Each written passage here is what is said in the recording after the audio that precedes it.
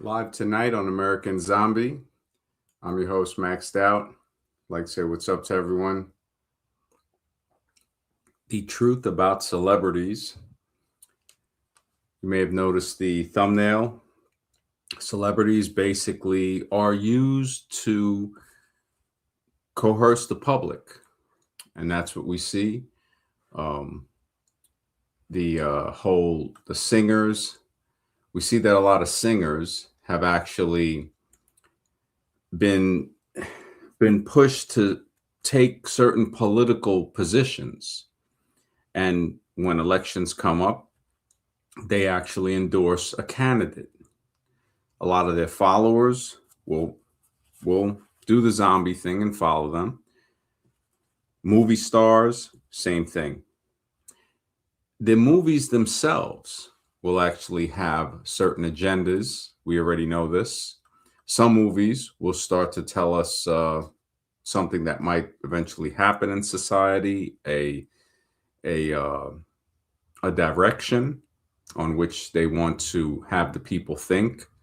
We see during certain times there's a lot of films about war. Sometimes there's films about conditioning the mind of what the youth should think. Music is really good on that. We see that today without a doubt. Black Circle, my brother, always a pleasure, bro. Always a pleasure to see you here, man. How you doing? I hope everything's all right over there across the pond. Yeah, man. Another stream. Trying to keep them going every day. I figured I'd stream a little early tonight. I don't know if this trying to figure out the time slot where the most people will hop in or hop on and listen. I I know the later I go, I know about 12 midnight, I think is about 5 in the UK, maybe 6 in the UK. But also people in Cali, it's around 9 p.m. for that time. Like right now, it should be, close to 7, 8 o'clock coming around there. People in Pacific time, Central, Mountain, stuff like that. And, with a lot of these celebrities, they're taught to take a certain position and people will follow them, like we already know, like part of a zombie movie. And they are the head zombies. I mean, when people see celebrities are really put through the ringer. When we saw what happened, you can just look at the before and after pictures of Justin Bieber. I mean, it's tough when you see like it's like he's been aged through trauma. Actually, it seems like, in my opinion, from what he looks like he's been through a lot. Some of them pick up drug habits, and we see like long time ago there was a guy called Leaf Garrett. I think he was singing a little disco songs, and then they used him as a puppet, it seems, and he eventually had to go to rehab. I think he's been battling that since today, if he's still alive. That's like a common theme going even back before many of our times, like to Judy Garland. I think Diego knows when he came on. He knows a lot about the celebrities and what has happened in the early 1900s. We already know the Rock Hudson stuff, the Cary Grant, Clark Gable, man. Some of the stuff you can look up online about him is really it's really brutal, man. Varun, good to see you, man. Always a pleasure, bro. Yeah, so these celebrities, like especially Taylor Swift, I put her on the thumb. Uh Very odd character there. Extremely odd character, one of the biggest pop stars there is. Who was the other one? Bad Bunny, influencing people on certain preferences, shall I say? Kanye. Uh, I mean, the fact that he has such a strong stance on slavery, on certain ethnic groups. I mean, this is clearly a type of conditioning. The behavior that they exhibit too, like we've all talked about the Tupac thing and all of that, how people try to act tough, like a thug, and end up putting themselves in certain predicaments. A lot of people won't say it's because of the celebrity. That's how much they defend the celebrities that they have been conditioned to care about, that they have fallen under the spell of. Celebrities seem to be like a type of demigods, always performing what seem to be, in my opinion, some type of ritual when they're performing. We saw with is it Travis Scott, I think? I mean, when I saw that people had to go into his concert through certain openings that looked like a mouth or something, and then what happened to the people, I think, a couple people got ended at some of his events, the days they were held on. I'm surprised parents haven't caught on to this.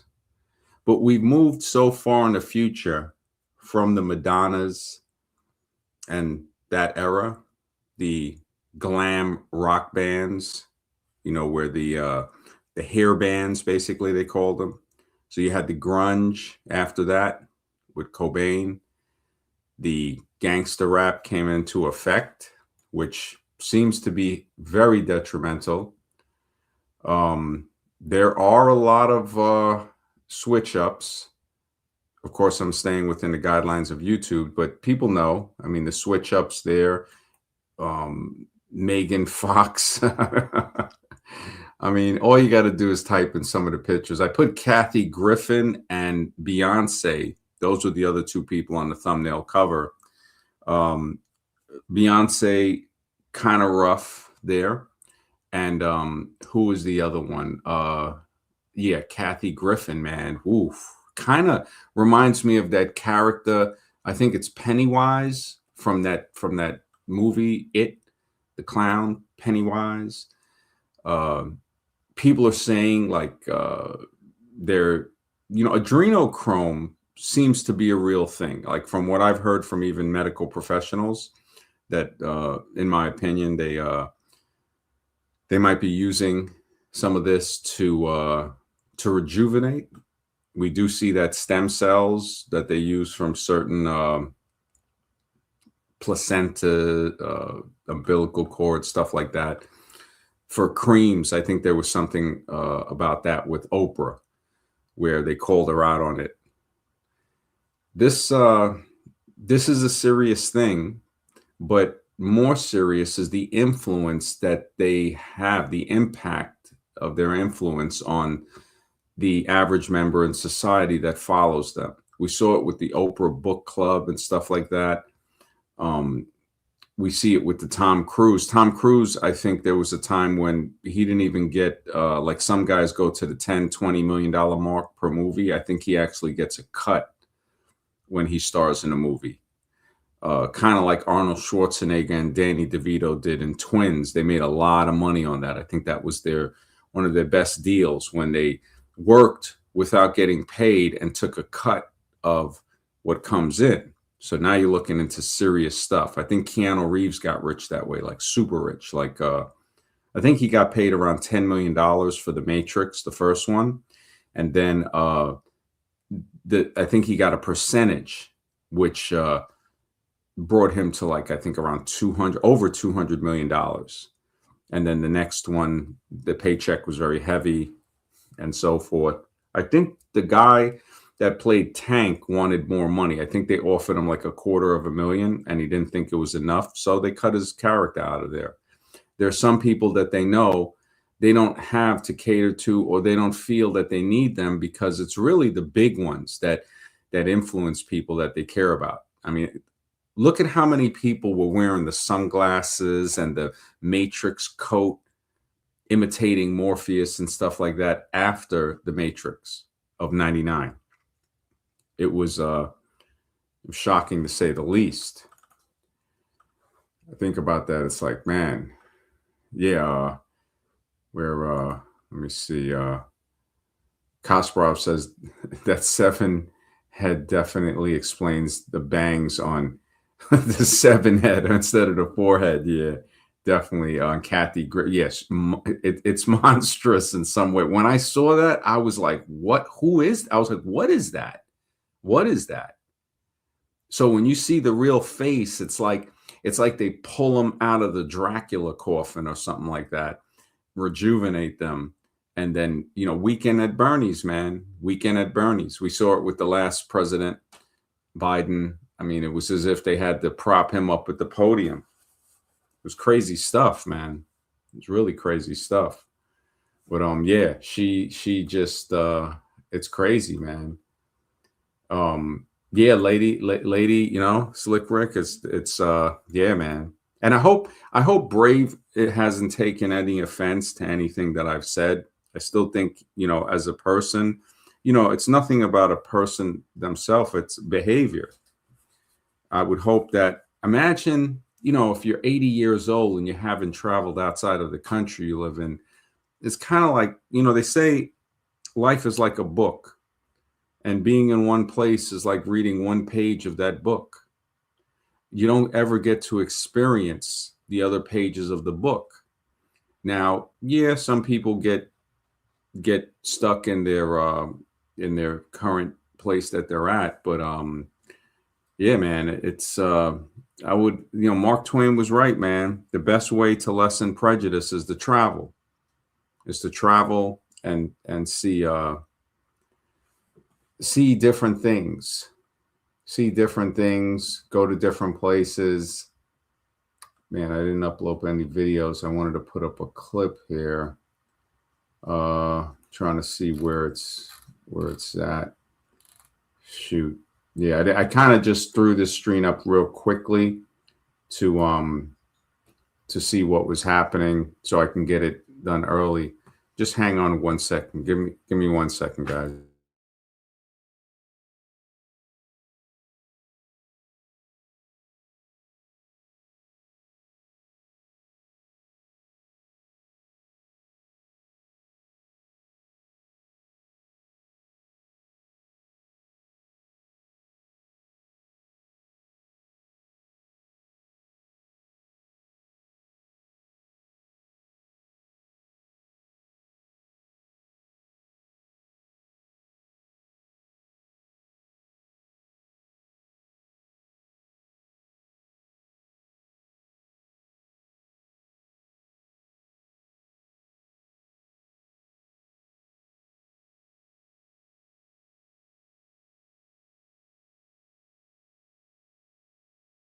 Okay, I'm back. Yeah, man. Just I don't have a co-host here anymore, so anything I usually have videos uploaded, but I've been so careful staying within the guidelines, man.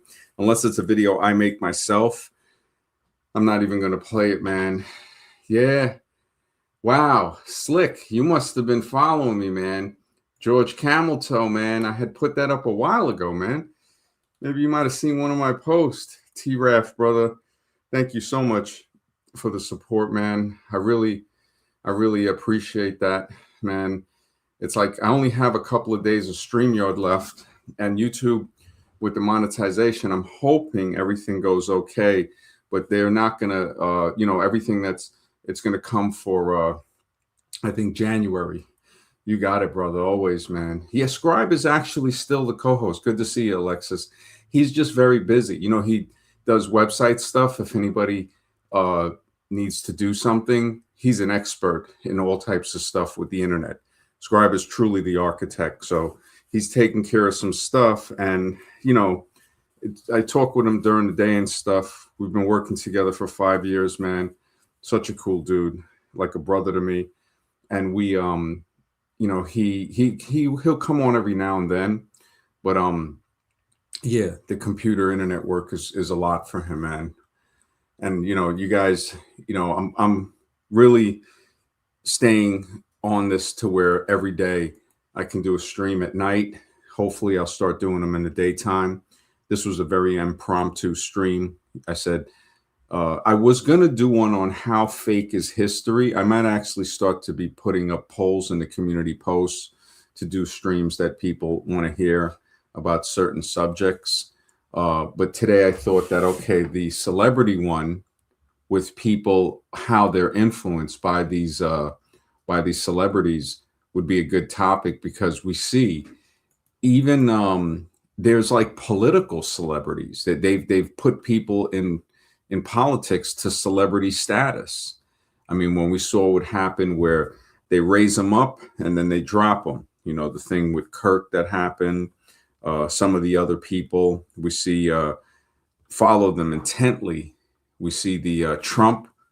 We had, I think some of the Trump zombies might have awakened to see, especially, I mean, with taxes constantly just increasing and him saying that, oh, the prices are down when everybody can go to the store and see that that's not true.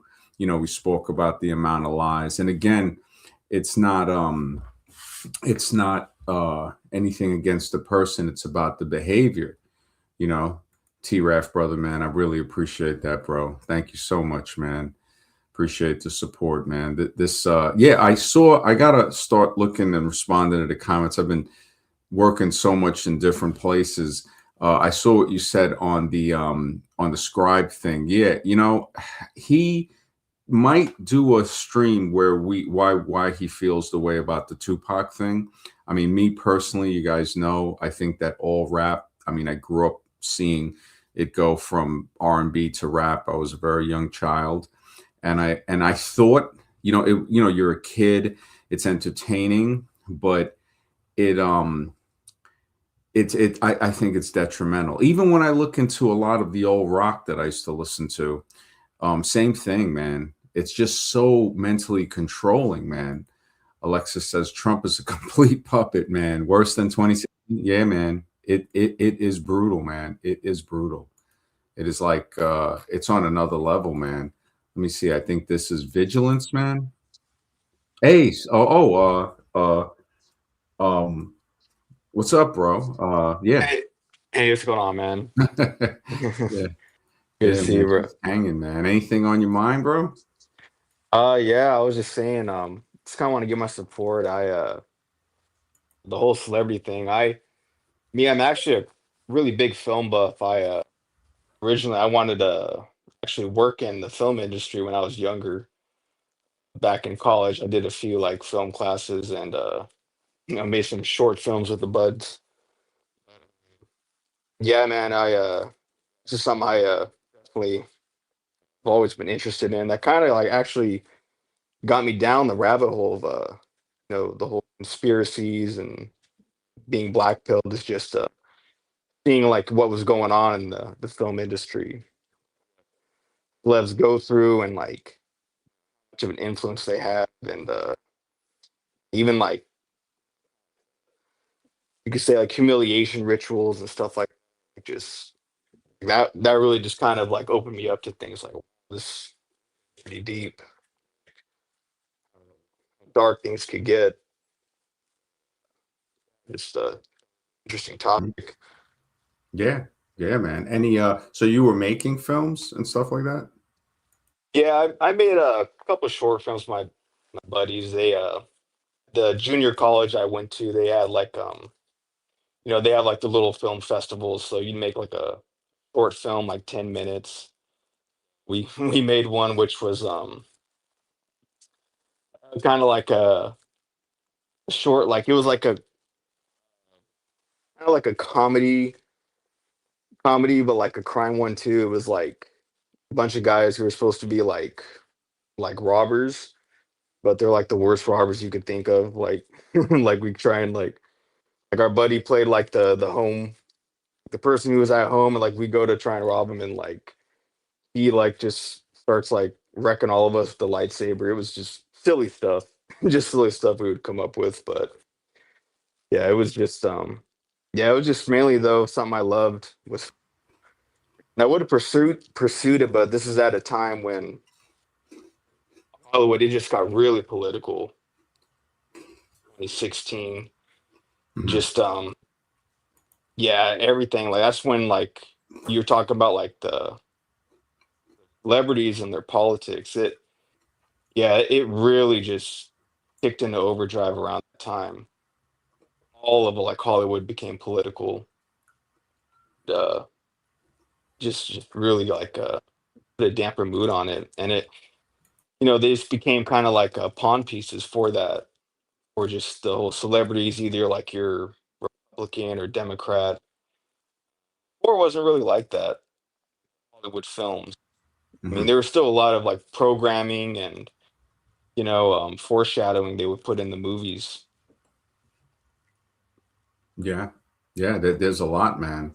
Um, Oh wow, Alexis June, man, thank you so much. He says, "MD scripted can be reworded into predicts." Man, the English language is just amazing with that, man. Thank you so much. When I come out with secret words too, I will definitely put credit to you for that, man. Scripted. The anagram is predicts. Wow, it looks very wow. This is words, man. But yeah, what you were saying also about the politicalization of these characters. I don't know if you remember when Eminem. I think when Trump was first going into office, he was like totally. I guess he's totally Democrat or something like that.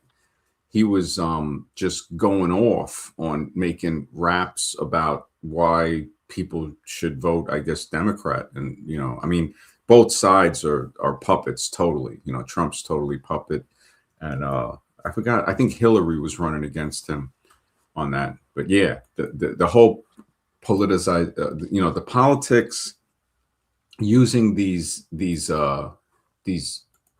music stars and then the movie stars is just yeah, it's really sad, man, on what they're doing.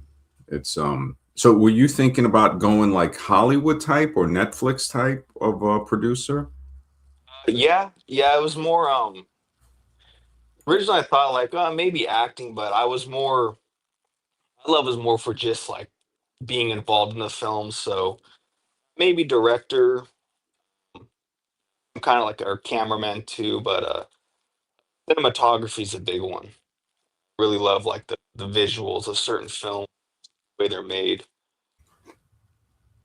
That Hmm. was something I was interested in, but I kind of just like the whole arc of it, really. But Hmm. definitely if I was to get into it, yeah, I'd be probably like cameraman I'd be starting off with. Would be on set and the traveling, man. Like the cool part, you get to like travel to these like really cool locations. Hmm. Like I would have liked to work like on Game of Thrones, for instance. Do a lot of traveling to different areas. Yeah, that one. I haven't watched a lot of it, but that one is that the one with the little guy playing the king or something like that? Yeah, yeah, that's the one with Tyrion's his name. Yeah, he's the little guy. Yeah, he's not the king, but he's like related to he's really good character, one of like the main stars on the show. Hmm. Yeah, the settings, man. They looks like they're like going, yeah, to a lot of different places where yeah, it's definitely some filming on that one, man. Yeah, the Game of Thrones, and what was the Hunger Games? That one came before that, I think. Yeah, yeah. Hunger Games, that was like 2012 that one came out. And Mhm. Yeah, I'm a gonna lot of see. Yeah, no, oh, so yeah, a lot of foreshadowing with that with like the whole that in the Hunger Games they have like the different districts and it's interesting. I think on a couple streams ago we were mentioning about that how it's kind of like what we see unfolding now is like, kind of like making different districts in different states. I know California they're talking about doing that. Mhm. The examples of like them foreshadowing something like that. It was in the Hunger Games. Was there a room where in that movie they could control the weather in the Hunger Games? Was there a I saw a meme that showed that. Like, I don't know, I don't think it's Game of Thrones. I think it might have been the Hunger Games, like a room where they have like a table, a gigantic table that shows the whole, I guess, area or something, or the sections, like a Yeah, holographic. Yeah. yeah, I know from what I remember with the movies, it's been a while, but I do remember that where the Hunger Games take place, where like the actual participants Mhm. they actually duke it out. It's in kind of like it is like in like a artificial sort of setting, but it's like a dome kind of. They Hmm. have like a little playing field, and yes, they kind of like they're able to control the different conditions. Yeah, Like and yeah. So yeah, because I saw a meme with that, man. Yeah, definitely. Man, Alexis is on fire with the anagrams, man. Yeah, we were speaking about listen and silence, same exact letters, man. I yeah, um I think once, I've been working on this book. Hopefully, I'm really pushing to have this thing published in like 3 days or 4 days. I'm a little behind schedule dealing with human origins, and Scribe is my agent, and he's like looking for prospects to see if somebody might want to make a type of a movie with it. Do you think it's possible to make? Do you think it would be possible to make a good movie with AI, or do you think it might come out kind of like so? that it would depend. I mean, I think you could you could. It would really come down to the content. It's kind of like with films in general, right? Like you could take films that they're filmed on maybe like a very low budget, but it comes down to the writing. Writing's a big part of it. So if it's a really interesting content, if it's something that you know people will be drawn to, I think Hmm. they'll yeah, it's the acting part, yeah, I mean it's getting better with AI,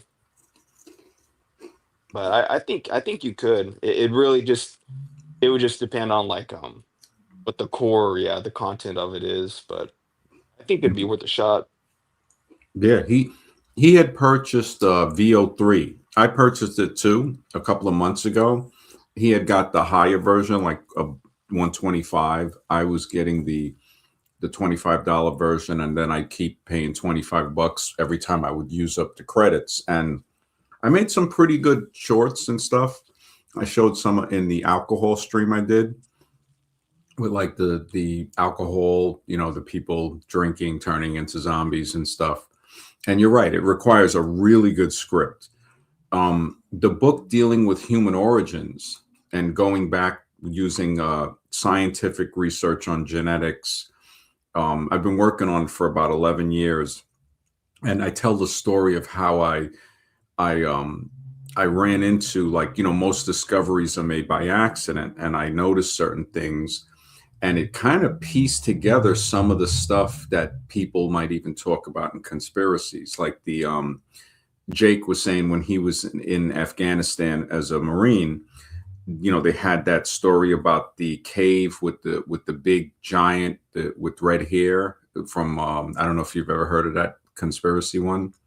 Um, it was like coming out of a cave. It was a gigantic pale with red hair and I think blue eyes. And I thought it was like, I'm still, I'm not saying it's totally true, but I'm saying like some of those things linked together.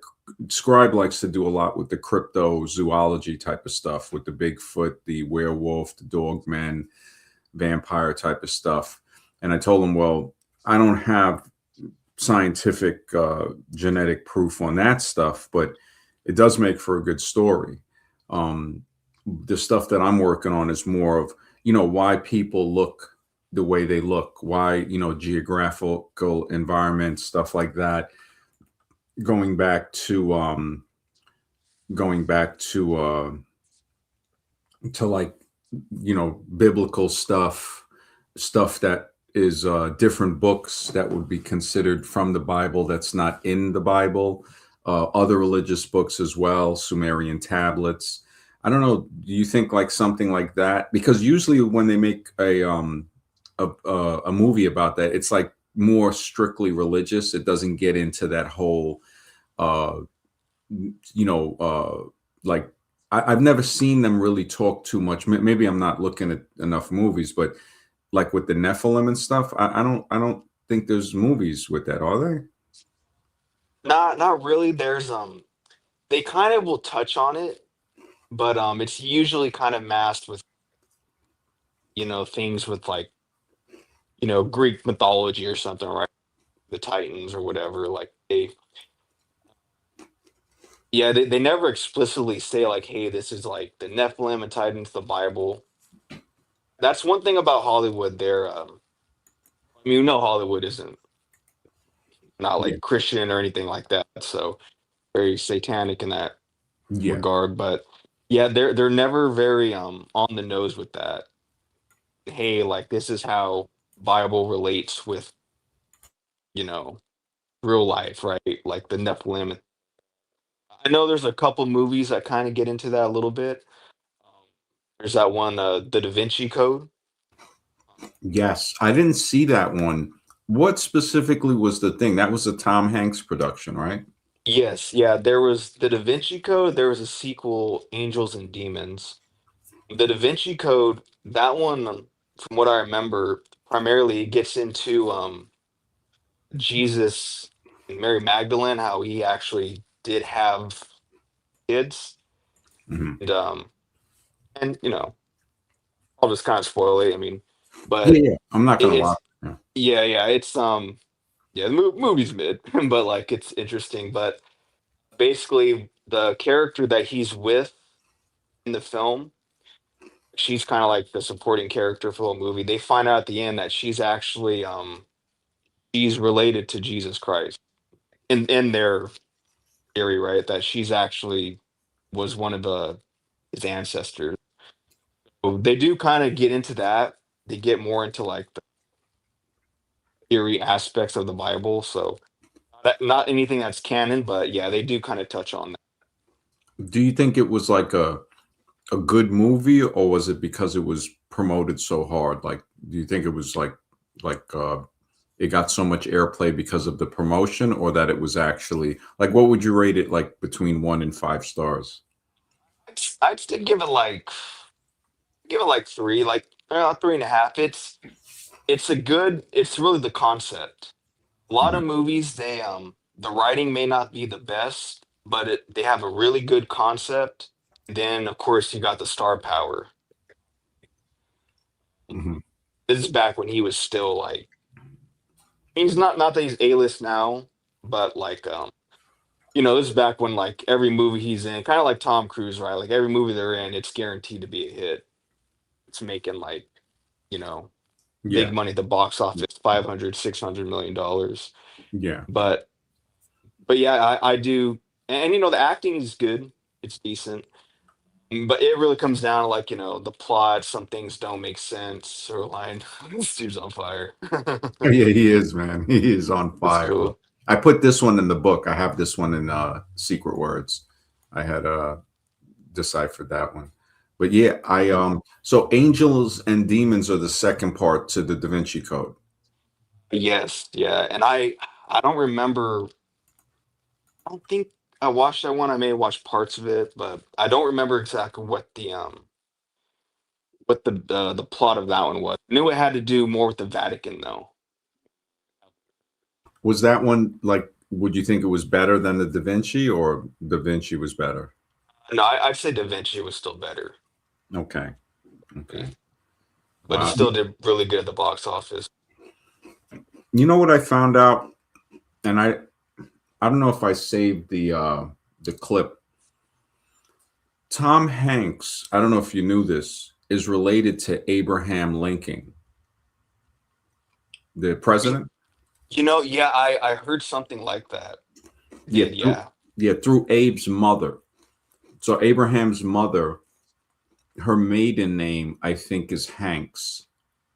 So it's something Lincoln Hanks or Hanks Lincoln.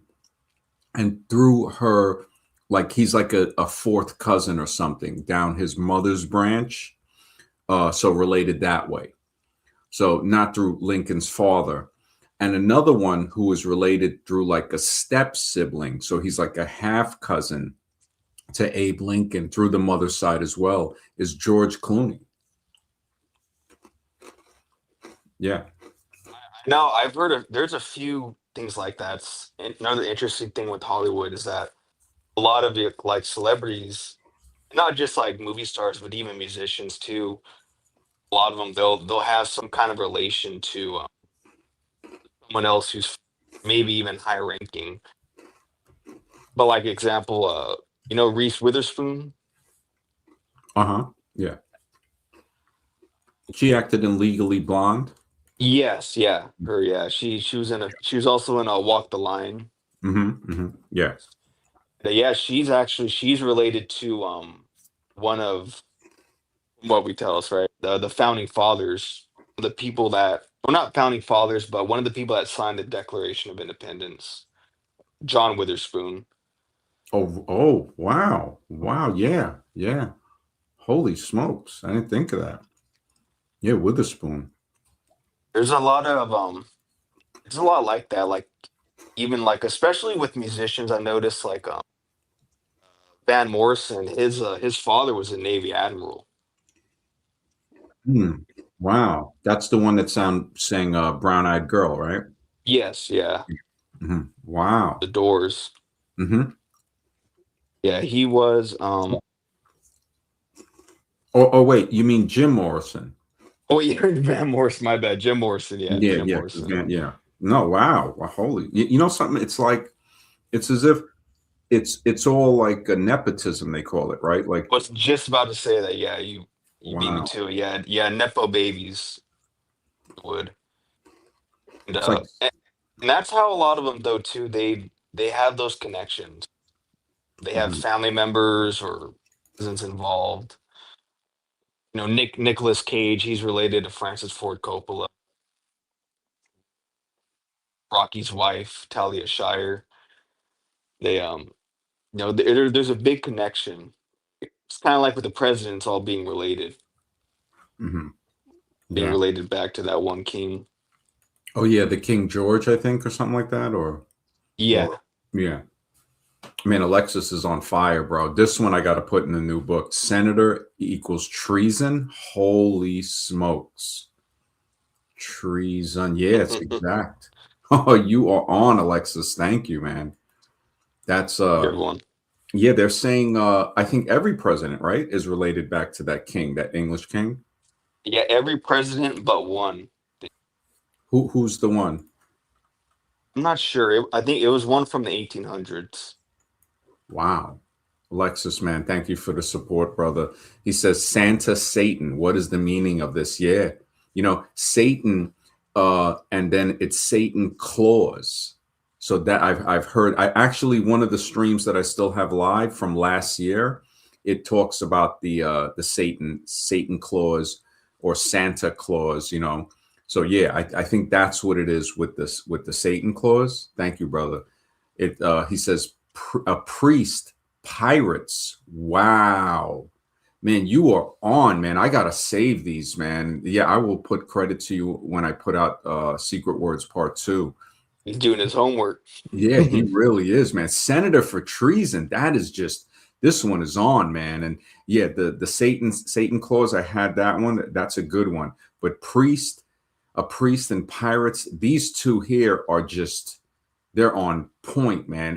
And the scripted and predicts. These are really good ones, man. Thank you, bro. That is like, you know, English has something in the language that I think speaks to us in a way. It's like a it's as if there's something in the language that can tell us like, hey, be careful. Or maybe it's subliminal because it goes beyond this is way beyond coincidence. You can't have it's beyond chance. Chance is like 25% or something. Anything above that is scientifically not chance. And that's why the house always wins in gambling. If you you know, if they do it like the way they do it, like slot machines. I put in actually in secret words has this one that Alexis put. Slot machines can be respelled to spell cash lost. You know, this phrase here. And slot machines are what take people's cash as soon as they walk into the casino. And I heard they put blue lights in there to keep people addicted to it. And they also give free alcohol, which keeps people at the machine. Like there's been experiments that prove something like this. Yeah, that one I'm familiar with. Like the yeah, the alcohol. How you know they'll keep the drink, so it's like it kind of Yeah. lowers that inhibition, and then you know they get that liquid courage to just keep on Yep. keep Pull on that. pulling that lever. Yep. And the whole lever, like the way, you know, the way it's built, it has a good feel to it. The handle, Yeah, they say if you're winning at like the crap table or blackjack, they'll send women around you to kind of distract you, like pretty women Yeah, like that. I mean, yeah. yeah, it's a It tough. it kind of it to me it's kind of the same thing. It's like it has that the hit of dopamine, kind of like getting people getting likes on social media, or like constantly flipping through like TikToks and videos. Like you want that next one, the next hit. Yeah.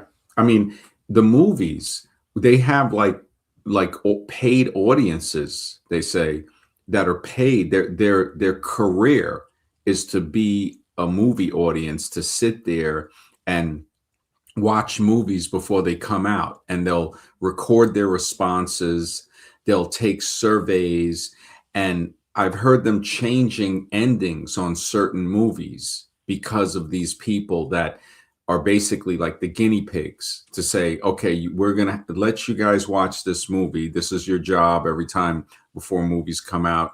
This is all you do. It's a career. I'm not sure if they get 50,000 or something a year, maybe sometimes more. But I could see people wanting to do that because it beats working at a regular job for 50 grand a year if it's a mundane job. But then you become like a super movie zombie, um, like a professional movie reviewer. Let me see if, yeah, Critics, yeah, like Roger Ebert. yeah, like, well, not really like Ebert and them because they'll watch it afterwards. Like Yeah, Ebert, yeah, before. yeah, this will be like, I think it's gotten to the point to where they'll Yeah. yeah. Test screening audience. Yeah, that is true. Like they've had there's been a few films like that where they have them, yeah, they'll have them watch the film before, and then they'll go and they'll rewrite certain acts of the movie. Usually it's like the third act they'll rewrite. Hmm. It doesn't align with what is it, like with what's happening, or like it doesn't basically like make it fitting into the movie. They do the test screenings first, and then the production company, if it's like very low reaction, we do Hmm. reshoots Yeah. and like go back and like, do certain parts of the movie. Yeah, I looked up. It says, I typed in, have test screeners made producers change movie endings? It says yes. Test screeners have frequently led producers and filmmakers to change movie endings, sometimes drastically, to improve audience reception. I wouldn't be surprised if they're hooking these people up to encephalographs, like where they wear the brain helmet while they're watching it to see the reactions. They said it impacted Pretty Woman, Little Shop of Horrors. Happy endings were added to Blade Runner, and I Am Legend. Ambiguous endings replaced in those two. Because I remember the original Blade Runner was pretty good. It just had some type of theme to it that was really I mean, they play, I don't know if you've noticed on YouTube, they play a lot of Blade Runner type of music. Like I don't Yep. know, yeah.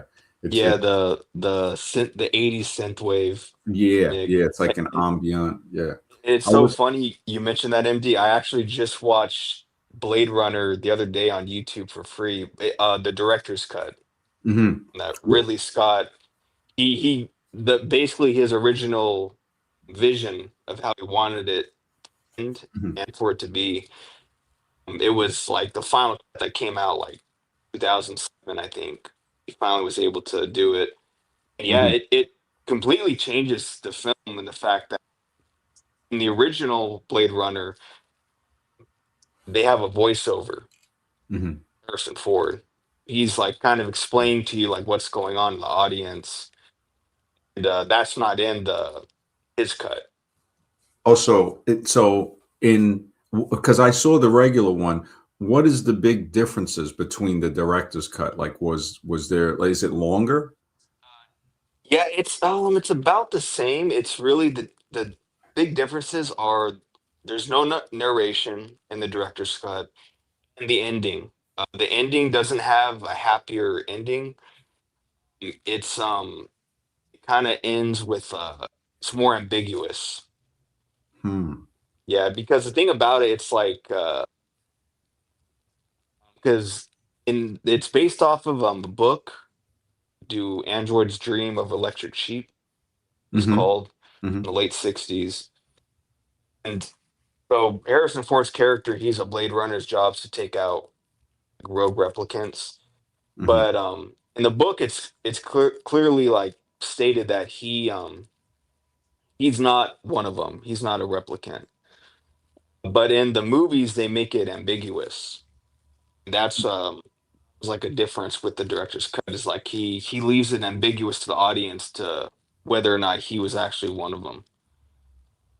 Mm. Because you've seen the Blade Runner 2049, where they imply that he was a replicant too, I think. Um, Um, I or don't did they or no? What do you I don't think? think I don't think they did in that one. That one, I think they made it canon that he was like human because he does have a child with With one of Rachel, the right? yeah, Rachel, Yeah. yeah, who was supposedly she was ambiguous too, like with being a replicant or not. So, but like he was able to have a child with her. I think they made it canon that Hmm. Hmm. yeah, Wow. Wow. they That's and K was, the agent was a replicant. Uh, of course, they yes. yeah showed that. Um, that part two was pretty. It was pretty good. I mean, they kept it. One was really like, I mean, really Scott. I don't know. Did he do part two too, or it was a different person, or do you know? Um, No, it was the the French guy, Denis Villeneuve. mm, He's the one who did the Dune movies. okay, yeah, yeah. He also did that Dune, one Sicario too. yeah. The first Dune, I kind of liked it. The one with Kyle MacLachlan. Um, Yeah, yeah, that one. That was an epic movie, man. That really it just had a feel to it, that it's something about the atmosphere in that movie.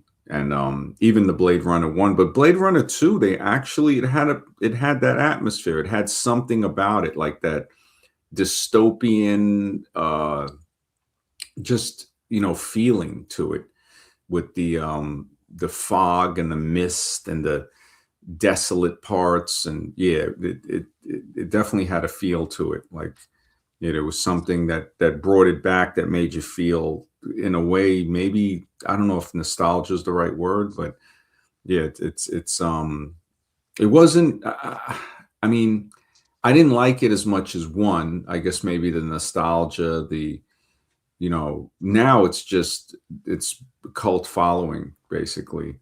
I'm surprised they don't have offshoots like they do with Star Wars and stuff, where they have people doing little different writings and offshoot movies about certain characters and stuff. yeah, spin-offs. Yeah, yeah, yeah. That would, yeah. I figured it might have that, but it's pretty good, man. I mean, I enjoyed. I didn't see it as soon as it came out, the second one, but I eventually saw. I think it's for free on YouTube. I'm not sure. I know one is. I know one's for free on YouTube, but two, I'm not sure. It might be because I they actually have a lot of free ones on YouTube. I just think they're not in HD. I think they're in like 480 or maybe 720 at the most. Yeah, yeah, I think it's like 720. Yeah. That yeah, that is something I noticed. There's been a lot of like more like high like their quality movies, the ones like the classics you'll see on there now. They didn't used to really have that. It was a lot of like B movies before. They've had some good ones I've been seeing pop. Yeah. Yeah, they definitely man, Alexis, I saw this one on the other one, Cheaters as Teachers. Yeah, I gotta save that one, man. Ashar, good to see you. Kamala Harris has Laya Karma. Wow. That's actually, yeah, and yeah, we already know about that, was Leaders as Dealers. Holy smokes, man. Alexis, man, on fire with this. This is, wow. I'm gonna be writing all of these down, man. Those are the words. Like, I can imagine maybe Blade Runner. The names of movies. Uh, I Am Legend or Pretty Woman probably has anagrams. Like, everything I'm looking at, I'm noticing there's like a secret within a secret. Like, it's just so amazing. Like, with the human origin thing I've been uh, editing, it it scribed, I've showed him the research that I worked on since for these last 11 years on it. Next year will make 12 years. And it's kind of fascinating, man. I think a lot of people are going to be like, what the F? I cannot believe this is where it leads. And of course, it's not the evolution thing. We know the out of Africa theory is totally debunked. It's, you know, um, but the shocking thing that I present is where it's going to stir up a lot of stuff, to where people are going to say, whoa, this, it really points toward uh, the creation type of thing. Like Mr. X and I and this other guy, the Mind, he comes on. He's really cool. Hopefully he'll come on today. Um, he, we were just brainstorming on, what could, like, how was humans created? How did it happen? Wow, teach is cheat. Alexis is amazing. He is amazing, man. Sanctuary Seeker, man. What's up, bro? Good to see you, man. If you want to hop on, we got the link to the top of the chat, bro. Always a pleasure, man. He's a cool dude. I met him from another stream, Finding Gnosis, actually. I was on their stream. Ashar says Charles Manson is con man slasher, is one of the best ones I found. That is, It's a good one. whoa, yeah, that is a real good one. Holy, They both explain him so well. mm-hmm, definitely. Ashar is really deep with the esoteric. Yeah, we've spoke a And few times. no, another thing, MD, that's interesting about the secret words thing is also when you were talking about the way they sound, right? Like you were talking, I think, about like good morning, right? Mm-hmm, Why is it good to be morning? Just the way it sounds is like a, it has like a subconscious yeah, endearment to it, right? yep, One to me, I made me think of was like president, right? President, presidents. They said a president, right? mm-hmm, President, like that word president, which means for an event that comes before to set the example for what comes after. mm-hmm. The Was it the president one, before sets the example of lying, and then that's what the next one does. was it this one you think that I put in the book? President is pretend. Yeah, yeah, it was more so like the sounding of it, Oh, okay, like the okay. actual word precedent. Oh, precedent. Yeah, yeah. Oh, yeah. Okay. So like precedent, like the precedent of something. Yeah, Yeah, it sets the precedent. yeah. Wow. That Yeah, that's made me think about. yeah, because actually, you're right. I mean, English, it's just it seems to be whoever, whatever, whatever group created it with these things in it, I think, you know. Um, it really does seem that way. Like Sanctuary Seeker, yeah, man. Morning is like a morning. It's like a morning. Slick Rick is off the handle, man. Some of the stuff. Yeah, Manson. It could have been an actor, but the fact that his name says, um, you know, it spells con man slasher. You see, and that's not our opinion, because anybody can respell the word. You know what I'm saying, Vidge? It kind of it just how somebody would, like, who tried to come on the other day and argue about it was Spurgeezy. Remember from Yeah, Speakeasy? Yeah. And he, do that. yeah, he kind of I'm kind of like hesitant because he's, there's a couple of rumors that he tries to, I told him, I said, look, we're abiding by the rules here, staying within the YouTube guidelines. We can't do, we're gonna, do it the proper way.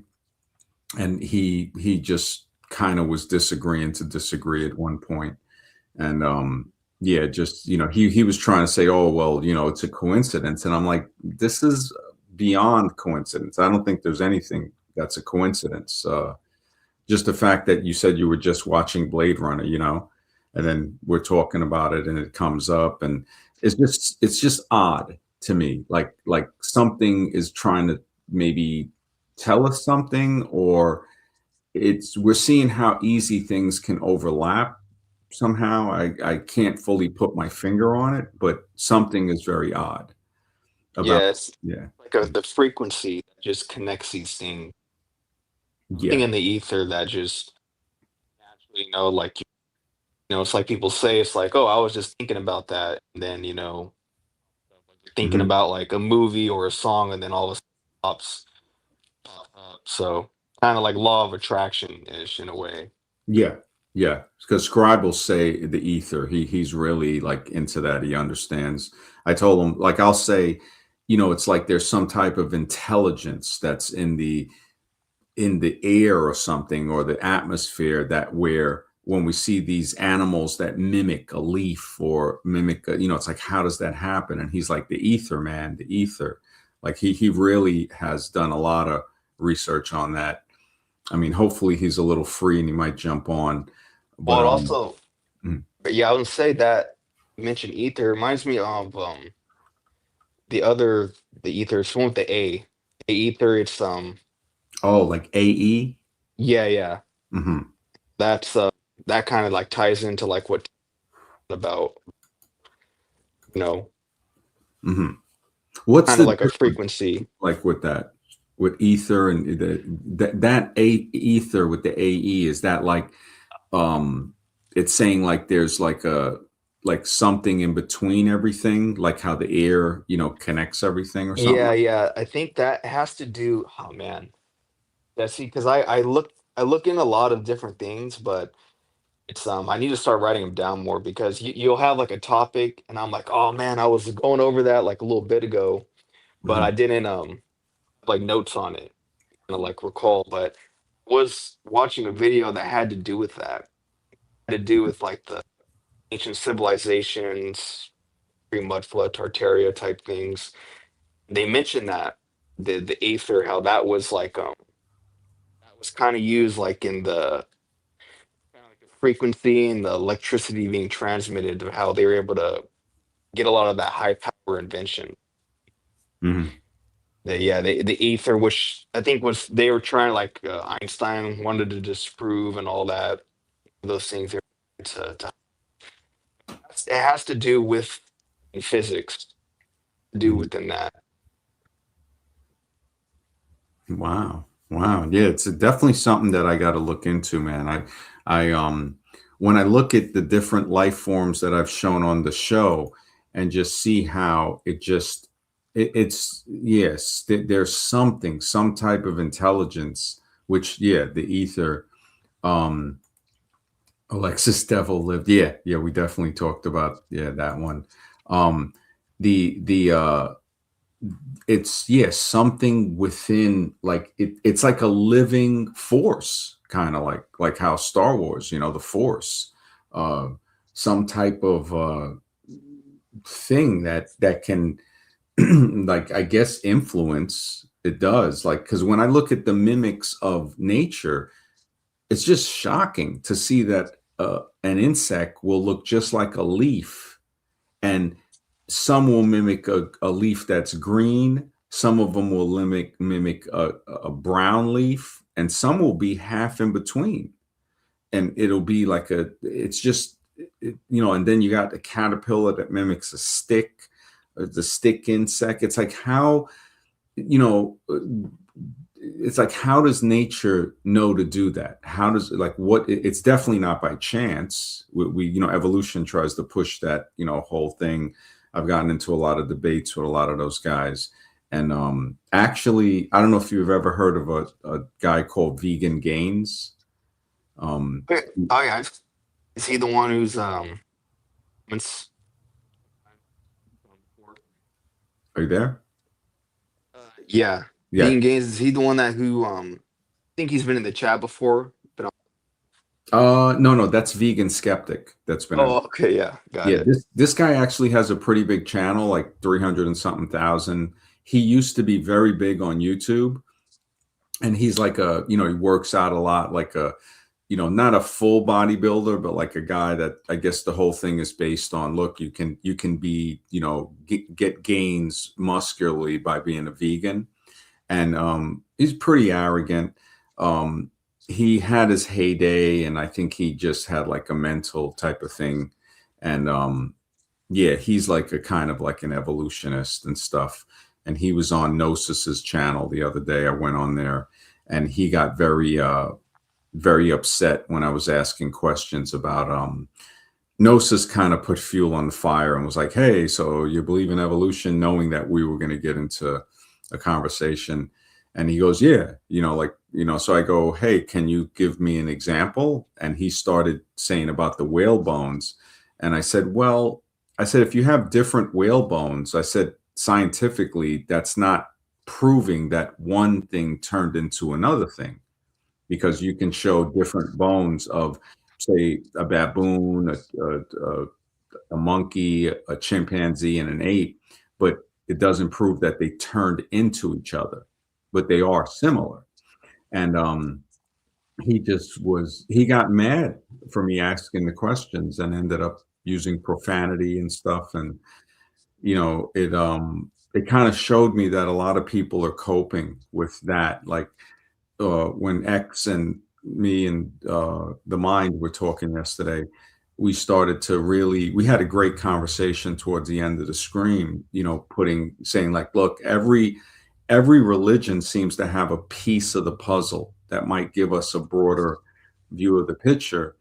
And something is constantly trying to keep us from seeing that, they come out with this out of Africa thing and all of that stuff. And it's like, give me a break.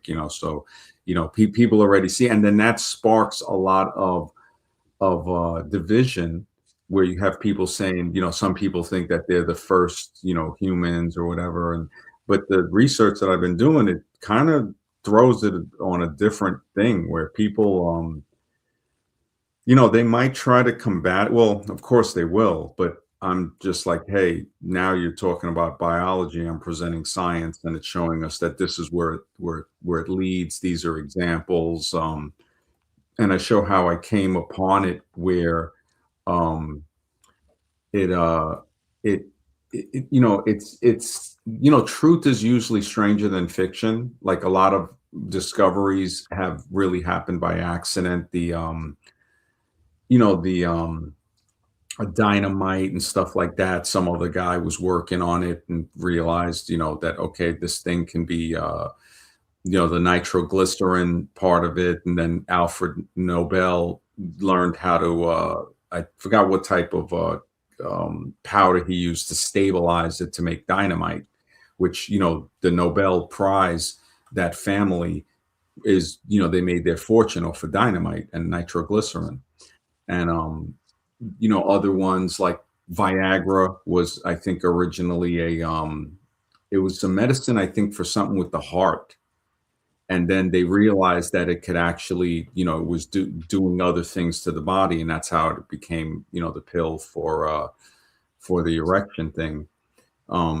Totally by, chance. I think Valium and other things. The pharmaceutical has a lot of that. Like they'll notice that, oh, it does this too, and then so it's an accident. That's what I found in biology to show, like, hey, wait a minute, this right here shows us biologically that this happens in response to certain things, and it cannot develop in nature. This cannot, like the blood clotting. There's 12 major components in blood clotting. So if you miss one of those, you bleed to death. And this is how people can, there's just no way that's going to happen by chance, because if you're missing one component, how are you gonna, you're gonna bleed to death. An organ, you can't have a part of an organ. And evolution says that if it's not helping the organism, well, the organism will lose it. So how do you have, half of a liver, or half of a stomach, or half of a heart, or a brain, or stuff like that? It doesn't work. So just common sense, logic, reason. mathematics as well, because when you use the law of probability, you start to see that, okay, nothing's impossible, but things are definitely improbable. And that, yeah, that brings in a lot to it too. So, yeah, yeah, yeah, they say vegan games. Good to see you, Timbo. He says, yeah, I think some people have been saying, yeah, he's on vitamin S, man. He's been juicing, it seems like. Astronomers, no more stars. Holy smokes. Holy smokes. Astronomers, man. The detectives detect thieves. Wow. Man, this is just amazing, bro. William Shakespeare, I am a weakish speller. That's just, I mean, yeah, Viagra, and that's a good one too, Alexis. I like these two though, astronomers and no more detectives. Yeah, that's really this Shakespeare one was good too. Alexis is on fire with this stuff, man. He's really Viagra was supposedly for, I think, a heart ailment, but then because it dilates, I don't know if it was dealing with blood pressure, but it wasn't developed for the purpose that they use it for now. So that was like a side effect, and they realized that that was actually it did, it could be used for that instead. Um, Ashar says YouTube keeps censoring this one. September 11th, Tremble Sheep event. Holy smokes. Yeah, StreamYard does that too. I noticed with the thing. Sometimes I'll write stuff in and it's like, wow. Super Sidewinder, good to see you, brother. Always, bro. Timbo, you know what's up, bro. Always a pleasure, man. Um, George Bush, he bugs Gore. The fact that it relates that he had the vice president Gore, right? I think vice president. No, Gore was Clinton's vice Or, president, and or yeah, I think so. and then Bush beat him, so he bugs Gore. Holy smokes! Yep, he was the 2000 presidential candidate. Wow. Yeah, this I have this in the book, New York Times, Monkeys Right. It has a few with those too. Like with New York Times, I put there's about a good 2 or 3 pages of different ones, like Monkeys Right and stuff like that. Election results, lies, let's recount lies, basically. Holy smokes. See, this is the type of stuff that this is the knowledge. This is where it's like, how does that this goes so beyond chance, right? It's not like it's spelling the red and blue coat, right?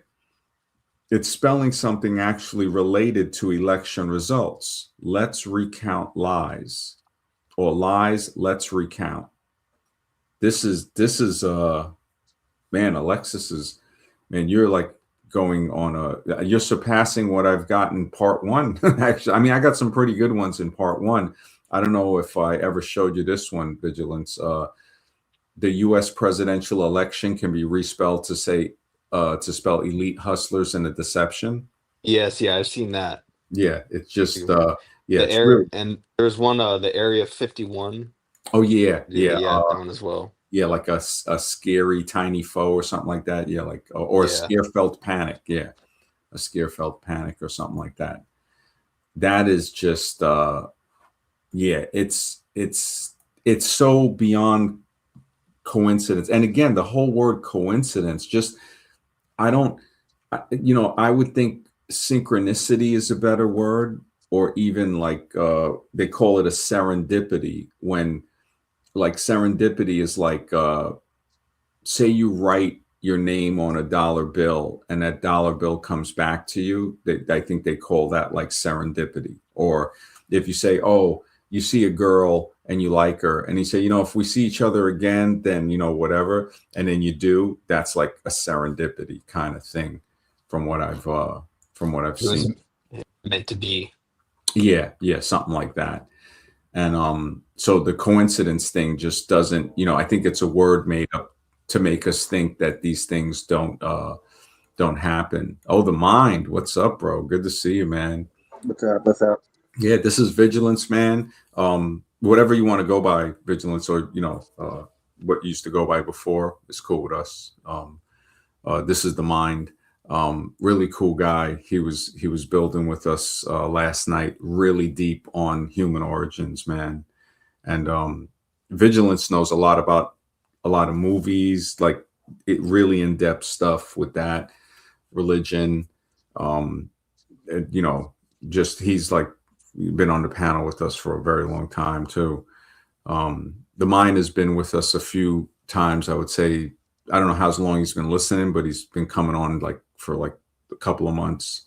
I would say. Yeah, that's when I heard. I started hearing you around a couple of months. There was a chick I was hanging out with, and she was watching your stuff, so I ended up watching it too. Oh wow, wow. That's yeah, it's cool, man. Um yeah, this election one is definitely like kind of got me thinking, man. Let's recount lies. This is just this is like so beyond what anything that you know that's like. But as far as the movies, like The Truth About Celebrities, Vigilance, is there anything um either one, that with the celebrities in the movies? So when we look at Harrison Ford, who is just a super big actor from the, I guess I yeah, from the 70s, yeah, because first Star Wars was in the 70s. I don't know if he goes back to the 60s, but definitely the 70s, and then the 80s, the 90s. I mean, his career is just ridiculous level. I guess I don't know if you guys knew that George Lucas told Luke Skywalker to like be very careful, and then after the first Star Wars, he got into a car accident that scarred his face, and that's why in The Empire Strikes Back they made the scene of the snow beast hitting him in the face, and he had the scar because the car accident had left a scar on his face that they could only fix so much. And I think that made him fall out of favor with George Lucas, and that's why he finished the three-part series with the Return of the Jedi, and then that was it. Luke Skywalker never acted, and they never gave him like really big parts in Hollywood. But Harrison Ford went on to basically star in almost everything. Raiders of the Lost Ark, and All the President's Men, The Fugitive, and just a Blade Runner. Just amazing amounts of stuff going. Yeah. Yeah, but I know too the reason he got the part of Solo, he was he was like some kind of like a carpenter or something, but he worked for George Lucas. He worked in his house making cabinets and whatnot, and that's how he was able to get in the role. 'Cause, originally, he was in a movie called American Graffiti, the '70s, and first Mhm. kind of big role. Oh, he had a And big. I remember hearing about that movie. I don't remember watching the whole thing. Yeah, that was before me. But that was with Ron Howard, I think. yeah, yeah, Yeah. I think yeah. I don't know if he directed it too. Yeah, that was kind of like what got him like a little bit popular. Then eventually, Mhm. George Lucas, yeah, he casted him as the Mm. film. Wow. Yeah, So Harrison, yeah. I mean, just the fact that, I mean, yeah, his career, and they said like, that was what the 70s to the 80s. I think Carrie Fisher, she didn't act in much things as far as I can remember. Basically just Star Wars, I think. Prince of yeah, Leia, yeah. yeah, kind of like Mark Hamill. He was just like Luke Skywalker for bed. He got big doing like voice acting as the Joker, but like the Batman Hmm. animated. Yeah, yeah. They didn't give him much on-screen stuff. Yeah, no, Yeah, yeah, after the accident. um, they get like all typecasted. Hmm. Yeah. Alexis says, MD, what part of history can we believe? Honestly, man, that word itself, his story, uh, really we have to deduce, like we have to say, okay, does it make sense? And if we look for the inconsistencies, like look at the I wonder if George Washington, the name, or Thomas Jefferson maybe they have analogies with those names. I mean, anagrams too. I would say don't believe any history straight out until you can like thoroughly investigate it and like check it like a math problem. Like 2 + 2 is 4, 4 - 2 is 2. Because we're finding out more and more that history seems to have been built a lot on fabric, like it's not true, like a lot of it. I would say less than, I would say 30%, maybe 20%, and it can even go even to where it's like 10%, because recent history, even recent history, the fact that we can't talk about certain things, and good to see you, Nazi. Um, Look at the moon, the missions. Look at the World War II. I mean, I'm not even. It seems like they say we won World War II. Did we really? Our entire program was, the space thing, all that. It's like, come on, when I think about that, it's like, really? And the fact that Timbo says, even current history is sus. Yeah, man, it is. It is. It's so sus.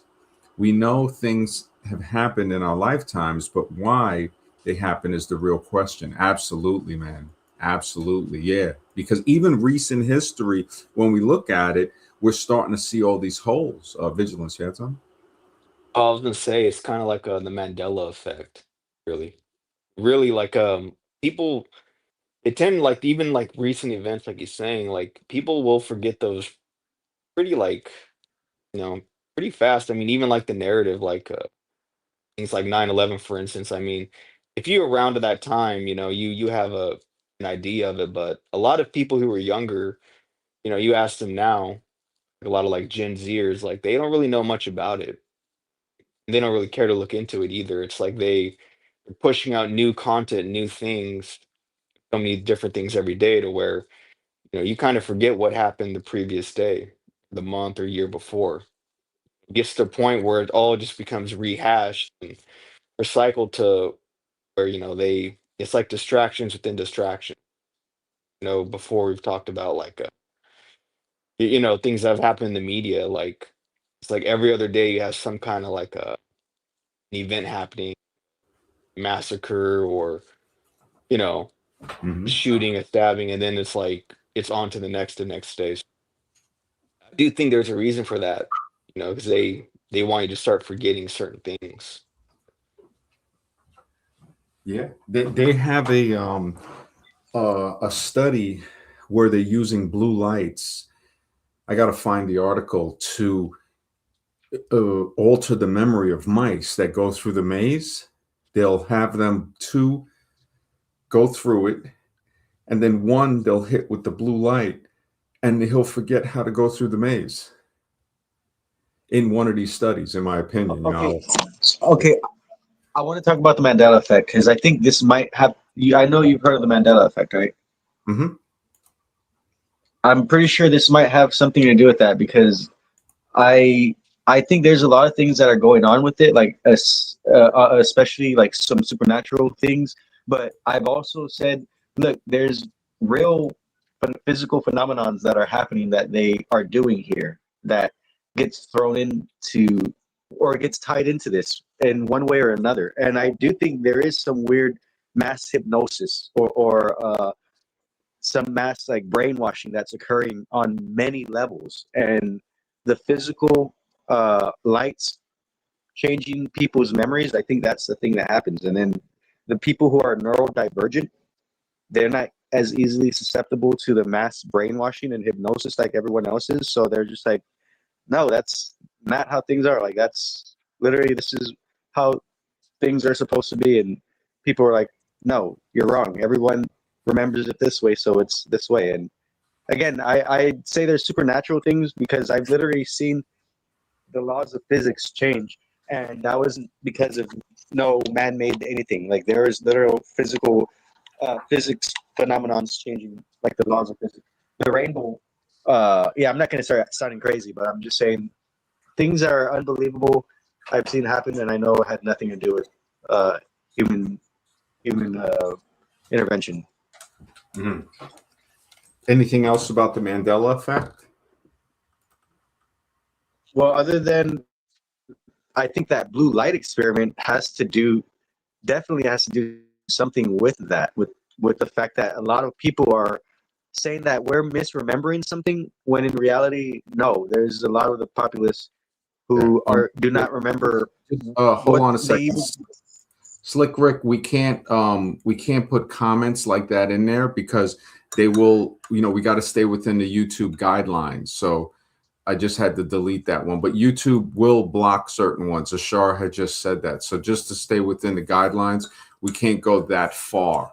When we build a website, we'll be able to say more stuff, but I appreciate the thought, because, we have to stay within the guidelines and basically the official story.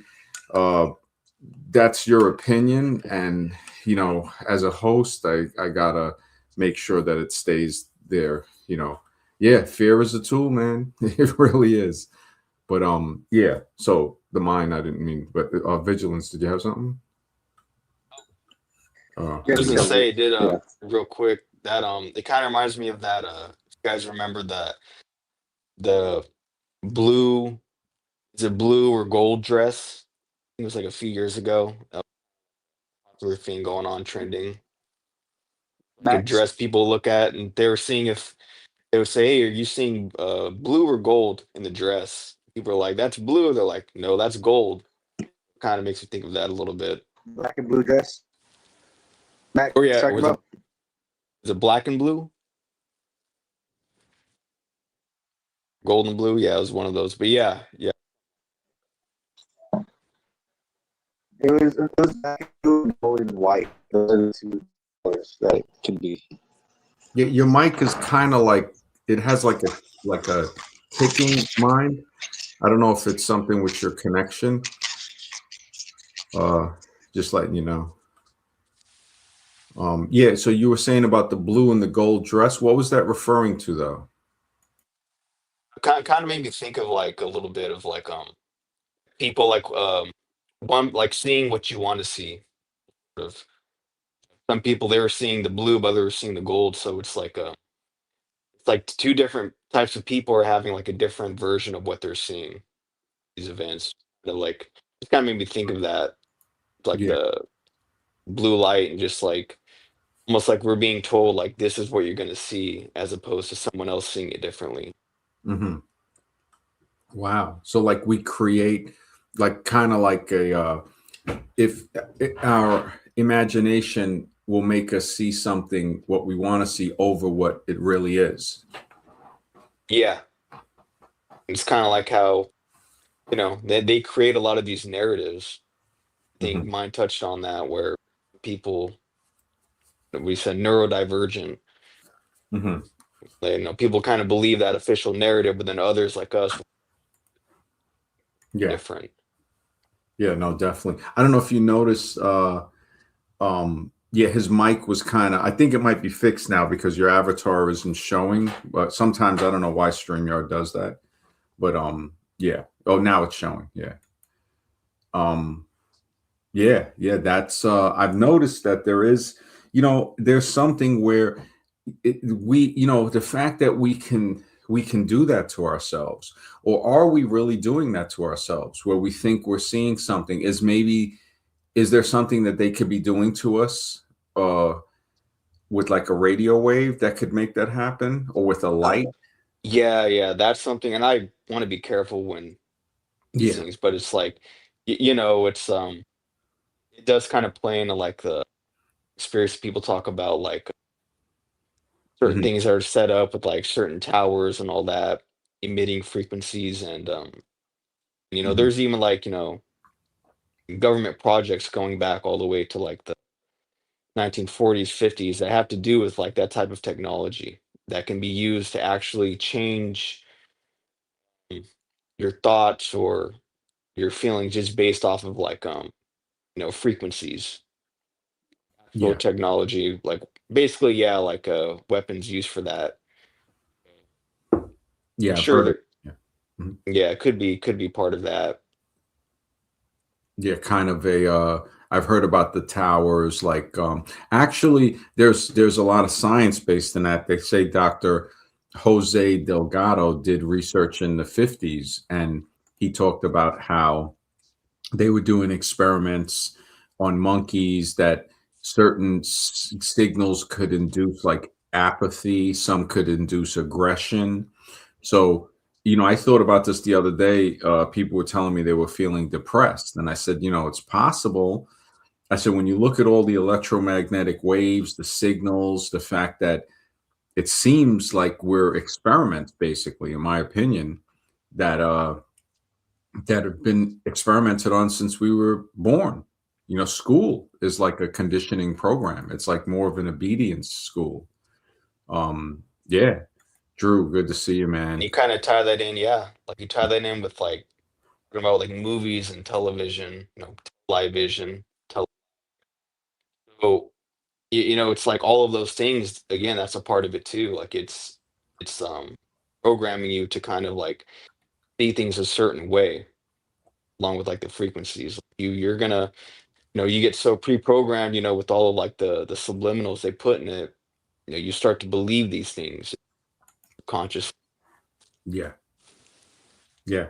No, it definitely yeah, it can definitely program us to a point to where it can alter our belief. Yeah, exactly. Alter what we think, possibly. With the monkey experiments, it clearly shows. I had shown some of the stuff before. I think I might have put it community post a long time ago, where definitely there's videos on YouTube showing when he put implants in the brain of a bull, and he gets in the arena and he has a remote control, and the bull comes to charge and he presses a button and the bull stops. It kind of it'll shake his head a little and go to the side. So he figured out where to put it in the mind, and then I think he started to be able to do that without the remote control, where they could do it without having the implant. So now they found, I guess, the part of the brain that they could target with the type of radio wave that would cause the same effect, or maybe even more so. That's pretty deep, man. Yeah, I know they have a thing called the God helmet that is supposed to induce different types of experiences or something. How does my mic sound? A little better, yeah. The God Yeah, helmet. yeah, that's an old experiment. They were using electromagnetic waves just to like bombard the brain with because the brain does produce electromagnetic fields. So they were seeing how reacting with that would affect the human Hmm. experience, or yeah, something Wow. along those lines. That's crazy, man. Yeah, that's like, yeah, we were talking about the truth about celebrities. If you had anything on that mind, or movies or something. Vigilance and I was, we were talking about certain movies. If you have any insight into movies that might have like maybe revealing certain things, or made to program people, in your opinion, um or made actors, how they will how they will support a political agenda to get their followers to go along with it. Musicians especially will do that. um I think there was one musician that said, because the majority of musicians were like really on the Democrat type of thing, I noticed. And then you have it's like it's weird when you really look at it. It's really weird. Drew says he doesn't know much about celebrities, man. Yeah, it's well, celebrities seem to be like the new form of demigods in a way, and they're always doing some type of ritual. It seems like I mean, I mean, even especially the musicians. When you look at the what was it, the Academy Awards or the Grammy Awards or something like that, where they were dressed in the outfits, blatant red outfits with horns and stuff like that. The Olympics, I mean, the Olympics, the show, the stuff they show at the Olympics, it reminds me so much of like some type of ritual. It's very, very odd, but it seems to be programmed. We are all like the survivors again in the zombie apocalypse of the mentally dead. So we can at least shield our minds and view it with the vision. But most people don't have the mental capacity to shield their mind. So it just goes directly into their subconscious, and could be doing that to us as well, but not as to an extent like it's doing it to them. And Wait, I wanted to Mhm. ask.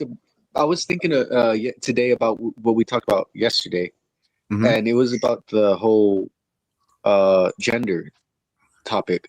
Because I do believe that there is such thing as male and female in nature, right? Yeah. And I don't think There is. that's It definitely is, right? Yeah. I don't think that's like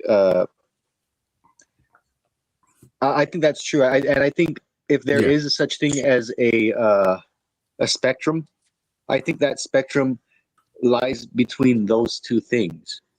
I don't think there is something Okay, that I see is what you're saying. Yeah, yeah. So it's yeah like that's how we were separate. talking about the asexual. Yeah, I don't know if it's when you're holding your phone or if you're on the phone or if you're moving it, because it'll get a little squeak. It'll get a little like a little pop sound, but it sounds decent for the most part. But yeah, I'm not sure exactly. Yeah, I am Um, charging it and I am holding it in different positions too, so that can be yeah, I think anytime that's what's making a you little mention it. pop. Alexa says, is Truman Show meant to program or enlighten us? Is it a case of karma, or was the creator really trying to warn us? I think they were trying to let us, kind of warn us in a way. That's my personal opinion. The Truman Show is a really I mean, it really makes you think, especially when the girl was doing the advertisement and he's like, who are you talking to, in the kitchen? And the fact that his friend, everybody's in on it. Somebody said, I think on the last one, like it's like a Truman Show, but like more than, it's like more than one of us are in it. So it's not that everybody's in on it, how it was in the Truman Show, and Jim Carrey was the only one, that didn't know. It seems like a Truman Show that a lot of us don't know that we're in.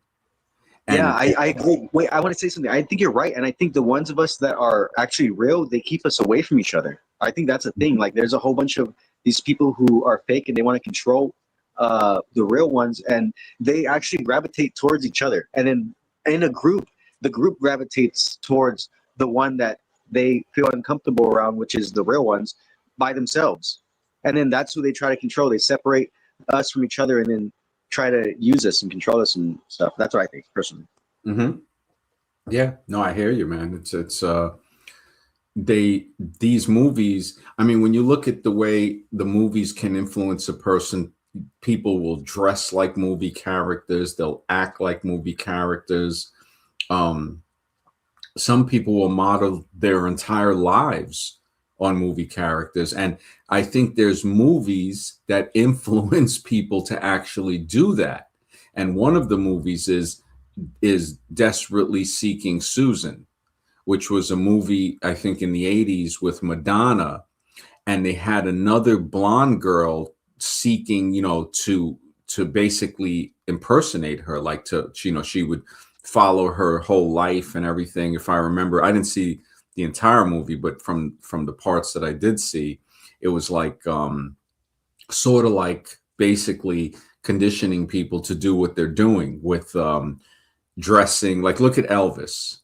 I mean, Elvis was, a singer and a movie star. And I mean, they were putting him in everything. And till this day, you got people impersonating Elvis. I mean, is it a form of like a mental problem that people have to where I mean, you got Elvis, you got people marrying people in Vegas dressed up like Elvis, like a preacher dressed like Elvis. Like they get married by a preacher dressed like Elvis, from what I've heard in Vegas. Like you can see the effects of Elvis. I mean, Elvis was on another level. Like, I mean, people thought he was still alive. I mean, who knows, really? The whole thing, Elvis has left the building. They hyped that Elvis thing up so much, man. I mean, I don't even know what to say with the Elvis thing, man. Alexa says, but why would the elites want to awaken us? I don't think it's necessarily them wanting to awaken us. I think it's more like things, possibly, it's like an experiment. That's the way I look at it, like to see how many people would actually be awakened by it, to kind of give a thermometer, a temperature of how many people won't even awaken to a movie like that, because we know that it's only a few of us. And we know that some people that do say, hey, it's like a Truman movie, and then they fall right back to sleep. It's only like a small percent that can be aware of it and stay awake. Because it's one thing to awaken to it, but then it's a whole other thing to stay awake. And an example of that is like eating healthy, which is hard. I'll eat healthy for a little while and then fall back into the zombie, eating stuff that I know is not the best choices. But again, you have the discipline to try to eat healthy, but then you remember that some of these foods are extremely addictive, and they're made that way. They say that the people that make the cigarettes, Kraft and all of them, I think is the same companies, that make, the food, like Kraft and Philip Morris and stuff like that, the cigarettes and the food. So they have found ways. I mean, look at the chemicals and I mean, it's like reading a chemistry experiment on a lot of these food labels. So with the Truman Show, people might wake up, but they're going to fall right back to sleep. It's only a few of us that can stay awake for a certain time. The zombie machine will just put us out sometimes. It's a universal law that truth must come out. It could, yeah, man, that's a good point, man, where they say that they got to say it. Yeah, I don't want to bring up, I want to stay with the YouTube guidelines, because YouTube is, to stay, to stay like, yeah, I mean, it's actually got me nervous. Pay attention to Adam Sandler movies, most of it. Yeah, the blondes. Well, I had talked about that before, the whole blonde thing. Yeah, it's sad, but vigilance, you had something? Couple things, real quick to the guy. Yeah, say if you're gonna use the four-letter word, try and use like different terms for it. Yeah, kind of. But also, you're mentioning things like the Truman Show and like are they trying to awaken us and whatnot? A lot of it, I think there's a couple reasons. One could be it's like I think you mentioned, like it's like gauging, be like how many people are really going to be brain dead to this. But you're going to have like a group of people who do kind of notice those things. Bring that to the forefront. Mm-hmm. I think they do that because they want to see who are these people that are actually not going along with the narrative. Now they're on our radar. Now we have like more of an understanding of these people who are actually going to be questioning these things going forward, so we can kind of monitor them more. And I think that's we get more into like surveillance and things like that. Because I really think they're keeping like a whole database just for eventually when things do come, they're gonna have an idea already of who like are the ones that aren't gonna excuse me, go along with the program. I do Oh, think it's I do think it's like a gauging a very long term plan of gauging people. But it's also, yeah, it's pre-programming. A lot of things that take place, things like 9/11, all that, like the war in Iraq, right? Like the few years before that, you had a bunch of different like war films all of a sudden.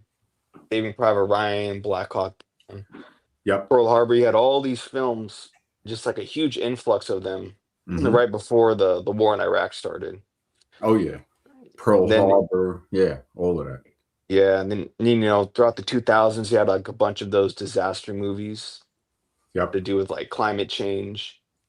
Hmm. So they use that before to kind of get people to get them primed, Yeah, prepped. Yeah, yeah, prime. for the agenda that they have coming up later on, Hmm.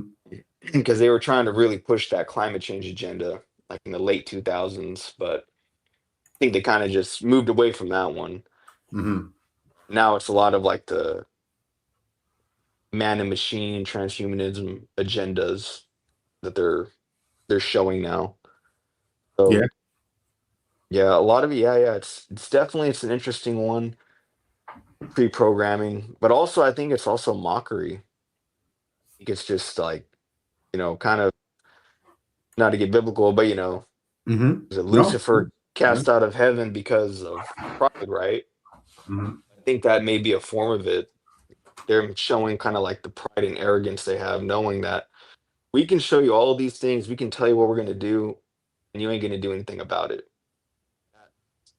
It's like just kind of re assuring them like, okay, yeah, these guys, we definitely got them. There's we are telling them to their face and they're still not doing anything. Yeah. I mean, it everything like how we were saying before. There's pieces of the puzzle everywhere, and when we look at it, we start to say, I mean, Hollywood, the movies are just it's on another level, man. Yes, celebrities, it's like a cult. It's a total cult, man. It's Hollywood. It's just it's some serious stuff, man. It really is. It's like it's kind of like what you were saying about they want to gauge who, where people are. And I think it's been going on even when MySpace was out in 2004 and 2005, and stuff. I think it went to like oh 07, oh 08. That's when Facebook started to take over. And MySpace in 2004, I remember people posting memes about George Bush and stuff. And some of them were funny. It was sort of like, hey, like they were trying to make fun of him saying, which was pretty accurate in a way, in my opinion, that they were saying, oh, well, if you don't want me to cap your phone, then you must be a terrorist or something. And it really, I mean, it was the fact that nobody questioned what happened for years, for over a year, for 2 years, for 3 years. And then the whole weapons of mass destruction thing, and they have WMDs, nothing was found. Nobody cared that that entire country was invaded and destroyed. They just totally forgot. And it was like I was saying to myself, like, I think they're cataloging everybody that's saying any little thing against the presidency and stuff, just like on the YouTube and everything. That's why that's why and Drew, we got to be careful what we put in the chat, man.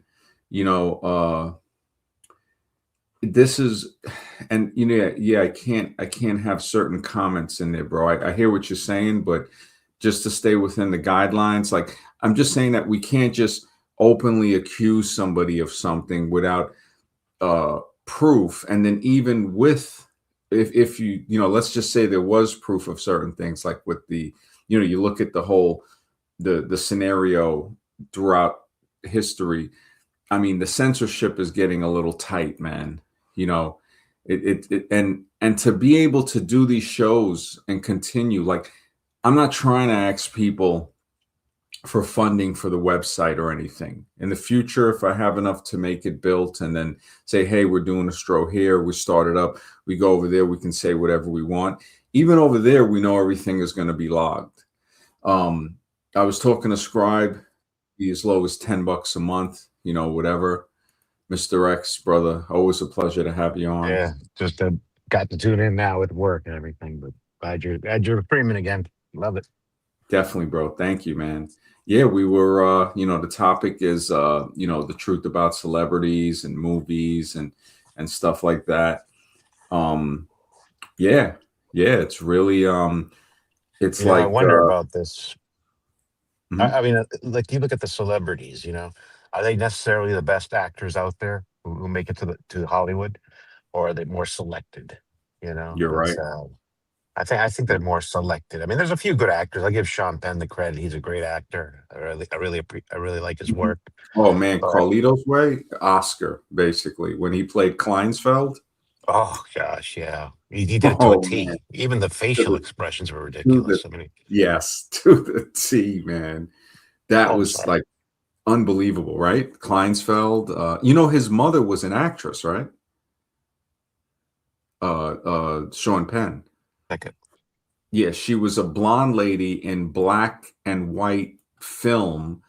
I forgot her name. She wasn't a major actress. She was like a secondary, like a supporting actress.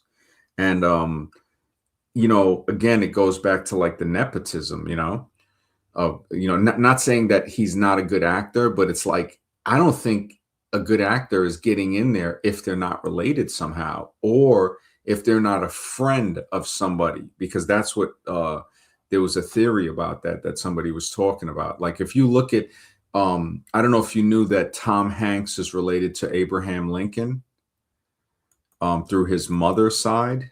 Yeah, anybody can look it up on Google, and so is George Clooney. He's related to Abe Lincoln's mother as well through like a half sibling.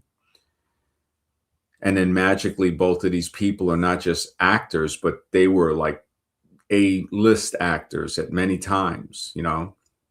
Um, and what did Tom Hanks first? I think he did sitcom, right? Bosom Buddies or something like that. And then he did Splash, and I mean he was everywhere. And the other one, the man with one red shoe or something like that, or the kid with one red shoe. And we know about the red shoes, right? That there's a theory about the red shoes and Big stuff like rabbit that. hole with that one. Yeah, big rabbit hole on the red shoes. And then you look at David Bowie's song "Let's Dance," where he says, "Put on your red shoes and dance the blues." In that song "Let's Dance," which was, I think, one of his biggest hits. Um, and what I found odd about that video, I don't know if you guys remember the video "Let's Dance" by David Bowie. Um, he had an Aboriginal girl. I guess they were in Australia, and she was dancing. I mean, it was very odd that she was the one dancing in like a pair of high heels. It was just very weird. And I don't remember if the high heels, I think they were red, but that whole theory about the red shoes and what they're made of, uh, Tom Hanks, the red shoes, they got the theories with Steven Spielberg, red shoes. Um, yeah, the man with one red shoe. I never saw the movie, but I've heard the theories. And then And Dorothy from Wizard of Oz. oh It's a red yes, heel. the rubies, yeah, the ruby slippers. And in the book, the slippers were silver. I think they were saying it represented silver holding its value. So the movie, magically they turn them into red slippers, ruby red slippers, which again could be, like we were saying, what they're saying, it's made from some type of substance that comes from, it's like a living or formerly living substance, where it just yeah, yeah, and they were Yeah, man. You know, and yeah, this is Drew, yeah, you got a good point. Epstein and them were talking about stuff. Um it's like they tell us, yeah, like Nazi's saying, they tell us it's worse of a backlash for them. It's something like that. There's definitely something in there like that. Yes, Lil Nas with the red sneakers. Yep. Little Nas X. I mean, that guy just, what was he like, doing videos, lap dancing on a character that looked like the devil or something in one of his videos? And his who was he acting with in his like the biggest song he made with Billy Ray Cyrus? Um Take my horse to the old town road and gonna ride till I can't no more, or something like that. It's a catchy tune. On Yeah, YouTube, it has over 1 billion views. can I jump in The here because I wanted to contribute just a little bit. Mhm. Okay, speaking of shows that speaking of human trafficking, I just thought of a movie that kind of influences people subconsciously. Uh, In Pretty your Woman, opinion. in Mhm. my opinion, yeah, Pretty Yeah. Woman. I think Pretty Yeah. Woman's a real good example of this is like a gla- glamour, a glorified, glamorized version of what being a prostitute is basically. And I think that kind of could push a lot of young women to want to do similar things. It seems that it was conditioning. Yeah. That's That it. that That's one that I got. yeah. And another thing, I like movies, like we were saying, do condition people to emulate the what the movie stars are doing. Another theory is when do you see a 6 foot girl like that? Julia Roberts. There's another theory that when she accepted the award for Pretty Woman, she was wearing a man's suit. You can look up the pictures on Google. And she has that very puffy hairstyle, kind of like Ronald McDonald-ish in the suit. It was very odd. It was a baggy suit too, like a man's suit, not a female suit. And that Richard Gere, there was rumors about him, with the gerbil thing and stuff. Uh, so they have a lot of. I mean, what, like you were saying, he's a billionaire in the movie, so it could be so much conditioning young girls thinking that they're going to catch a billionaire. I mean, how ridiculous is that? A street hooker, no less. A basic, and not even like a call girl or something like. I mean, what the sad thing Yeah. is that happens a lot of times. I would imagine, but the thing is the part that they get people to believe to catch the hook is the whole falling in love and the guy actually cares about the chick part. That's Mhm. where it's kind of Hollywood because I think from everyone from all walks of life engages in getting a. I haven't, but I know I would assume from every like status levels there would be somebody who is using the services of what do they call them, escort. Mhm. Yeah. Yeah. No, it's I think it's conditioning. Vigilance. You got something? I was gonna say that that reminds me. That's another big thing that there in terms of conditioning is it's the switching of the gender roles. That's a big thing that Hollywood's been pushing for decades. Man becoming more like the woman and the woman the man. And you see that all throughout with like rom-coms and whatnot. But especially like with in the music field. Oh yeah. Remember they had a movie, I don't know if it was the 80s, I think it was the 80s, with was it Julie Andrews? I think it might have been Julie Andrews, or I mean, I used to get them confused. Her and Sandy Duncan. They were similar, but it was one of them that played in a movie called Victor Victoria. So she was a woman, Victoria, and then she would dress up in a suit and have her hair short and greased back and be Victor. So the whole movie was based on her playing the part of a man and a woman, but people knew she was a woman, right? Then look at Tootsie with Dustin Hoffman. I think it was the late 70s or 80s, where he played as a man that dressed as a woman to get a job as a newscaster. So, you have that. And The I think, Bussin' Buddies one too. That actually was like that as well.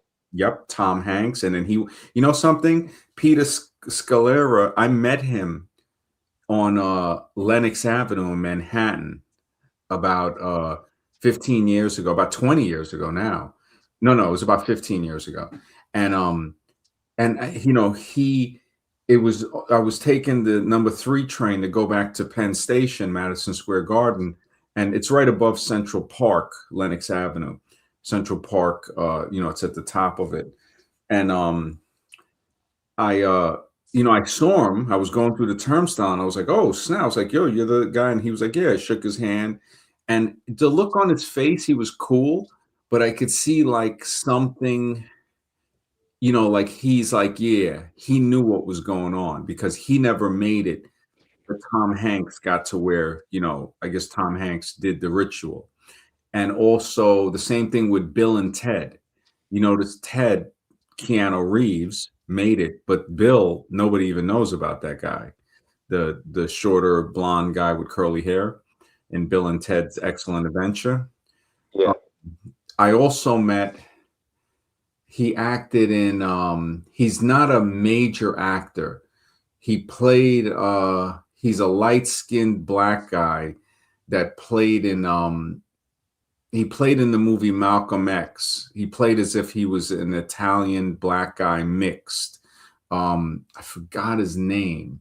It was in the scene where before Malcolm X became Malcolm X, they're sitting at the table. He's like still a criminal, and he's with a girl, and the guy wanted to be like the leader. I forgot his name. He played in a few others, but he never was like a main role actor. He was always like a supporting actor or something like that. Trying to think of another one he played in. But I met a few movie stars actually in The King of New York, the cop that played Bishop, the lead detective. I met him pumping gas on 10th Avenue in Manhattan. And he was filling his car. I was filling my car, and I walked over. I was like, "Hey," I was like, "Are you acted in The King of New York?" He was like, "Yeah," shook hands. And it's amazing. But when I ran into, like you were saying, with bosom buddies, yeah, I distinctly remember meeting that guy. But you look at that, it's like the whole movie is based on guys disguising as women to live in an apartment complex that's with women. And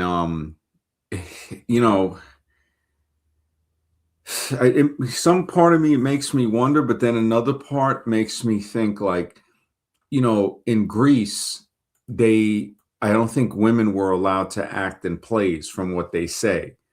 So men would dress up and play the parts of women. How convenient, right? For, I guess, some men that, might have an agenda for that. And then also with the whole Nephilim thing, like you were saying, with certain religious stuff, I think there's some parts where they say that they taught women the art of cosmetics, and the Egyptians had a lot to do with cosmetics too. When you look at some of the murals, when you look at some of the busts, the carvings, and you see the blue line around the eye, like the eyeliner and stuff like that. And I don't know what text it was in about the Nephilim teaching women, but it could also have been because makeup, a woman will naturally have a feminine look. Most women, their lips will get redder when they start to ovulate. Some of them will have like a rouge type of color to the cheeks. Eyelashes might be a little more prominent. But makeup seems to be something that was used for men to look like women or to disguise as women.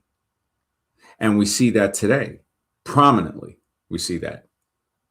And when women use it, they tend to look more like the guys trying to imitate women.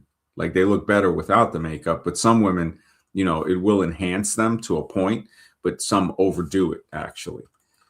Yeah, I just wanted to throw that in there to just say like, yeah, man, that's yeah.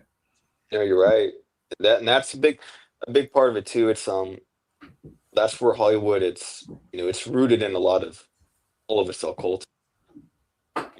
It's like the Baphomet, right? The as above, so below. The Mhm. Baphomet's supposed to be androgynous. It's male and female. That's where we'll have, you mentioned your theories about these celebrities being sus. That's not far off. You know, I think it's funny too. You get like Megan Fox. She's in a movie called Transformers, stuff like that. But it all ties into that kind of like that ancient Babylonian rituals, humiliation rituals. You see a lot of that in Hollywood too. Mhm. I guarantee you, every single big actor at some point in their career, they did a film where like, the guy he had to like, play a gay character or something, dressed up like a girl. Yeah. See that a lot in like the Hollywood hip hop community too.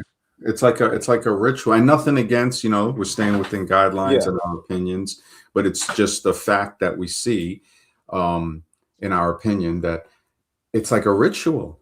And when when we spoke with Diego knows on it, he knows a lot about who was, doing who back in Hollywood and how I think they have a rumor that they said Dorothy, um, that played in The Wizard of Oz, Judy Garland, she was developing, and they would make her tape down her her breasts to look younger. It just to it's crazy. I think they also did that. The girl that played Tootie in The Facts of Life with the girls like in the dormitory with Mrs. Garrett and stuff. It was like a sitcom in the 80s. They were talking about trying to make girls in that tape down their their chests to look less developed and younger. I mean, it's really messed up.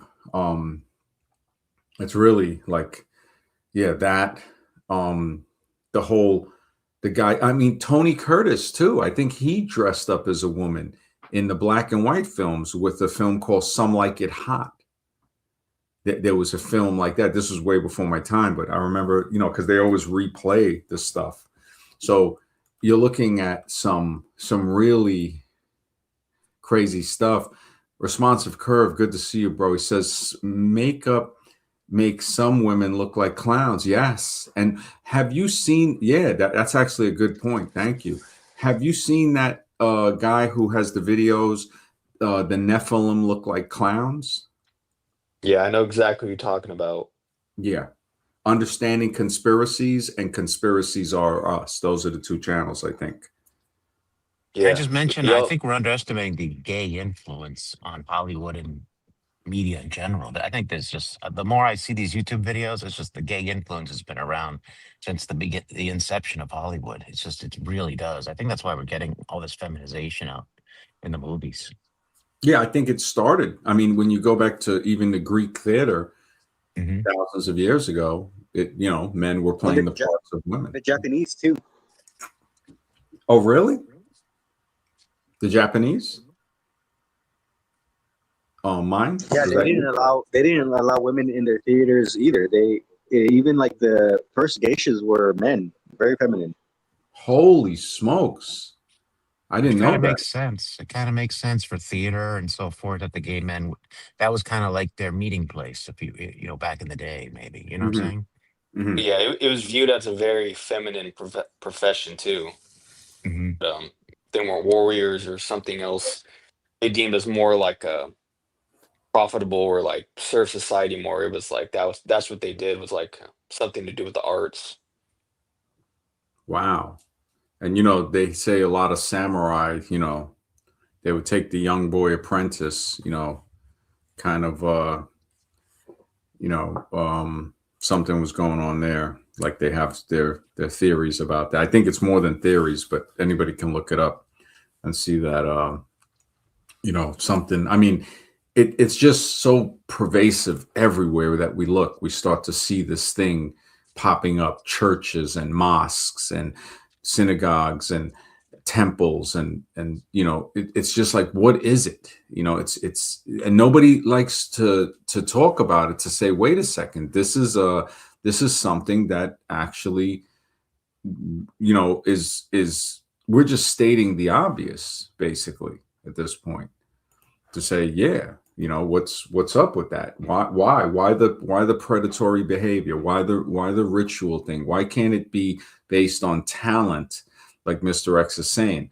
I think there's much better actors that never get a chance. Like I had mentioned this to somebody a while ago. I said, do you think Robert De Niro and these guys got there on their acting skill? I mean, I'm not saying they're bad actors. I'm just saying that you could be the best actor in the world. They're not going to let you in. You have to be chosen. You have to pass, you have to show them that you're bendable. And then once they see that, they use that. The truth about celebrities, like the stream has said, is to influence the masses once they get a following. We see this with YouTube influencers. Advertisers will come with them to advertise because they know they hold such a big influence with their audience. Abba and Preach were advertising Blue Chew all the time. So that's like, I think that's a form of like chewable Viagra or something like that, Blue Chew. Other influencers, you'll see, Alpha M. I mean, all he does is, you talk about to the level of a prostitute almost. I mean, he's like just, this cologne or this shaving thing or this man's, item or something. I mean, just ridiculous, to the point of it's always some type of promo. And, I can understand if somebody uses the product and says, look, I like this. This is what I use. Even that, is going to promote people to do it. Like Alex Jones, I heard that's all he did was push like water filters and stuff. And yeah, you do want to have a water filter, but I mean, he was a little over the edge. I think that's how I jump in here? Yeah. I want to jump in here and say, I think that's the problem when it comes to this whole. Are you there? When it's like, look, we need to be doing this, we need to be doing that, and look, this is where you buy it from. Instead of being like, okay, why don't we make our own dehumidifiers? Why don't we make our own water purifiers? Why don't we learn how to do this stuff ourselves instead of expecting just to pay for everything and just blindly hoping that what we're buying is going to be useful and not harmful for us. Yeah, I don't know where I'm going with this, but that's kind of what I was thinking. Are you saying why don't we do it? Are you there? Yeah, when it comes to I like Alex Jones when he's talking about doing the water filters and stuff. I think it's a good idea, but once people start asking me for money, that's when I'm just like, okay, well, this guy's just trying to sell some stuff. He's instead of being like, look, this is how we could do it. Like, that's when there's something up. When people don't want you to be able to do it yourself, I think that's an issue for me. Okay. Yeah, no, you're absolutely right. We need to be making our own things, but it's like, I mean, I think if I study it, I could make a dehumidifier, but at the moment, I don't know how. But we'd also have to know, okay, what are the metals? What are the things that I would need? How do I extract the metals? Because then I would be going to a manufacturer to get the parts still.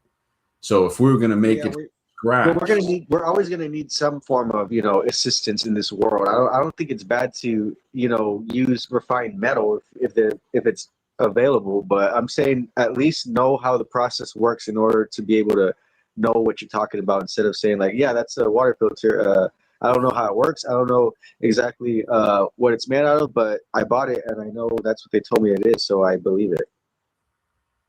I mean, I can understand needing some assistance, but I think it's better, like you said, working with other people to say, okay, if you're a metallurgist and you understand how to say, okay, I know how to melt this and make the coils for the distiller process or whatever it is for the dehumidifier.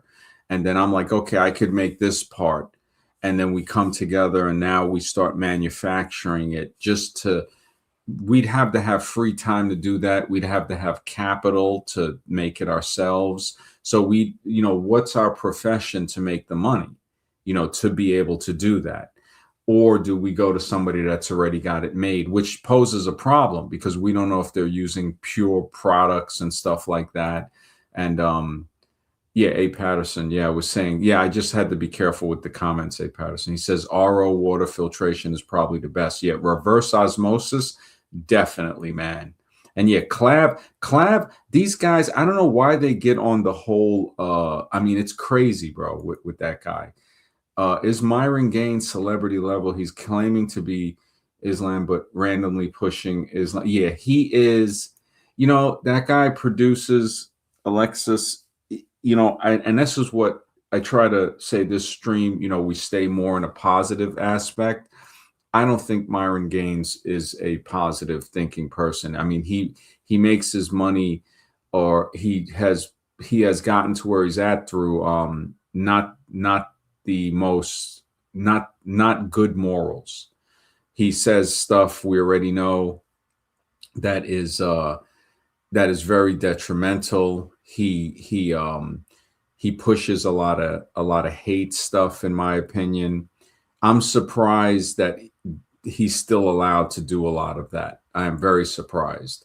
The fact that Clavicle was on with Fuentes and stuff, and I mean, just some of the stuff they were saying, I said to myself, like, you know, I'm over here being careful and stuff, and these guys are just, you know, going on another level. And I'm not saying that everything, you know, I'm not saying you have to be like liberal or anything like that.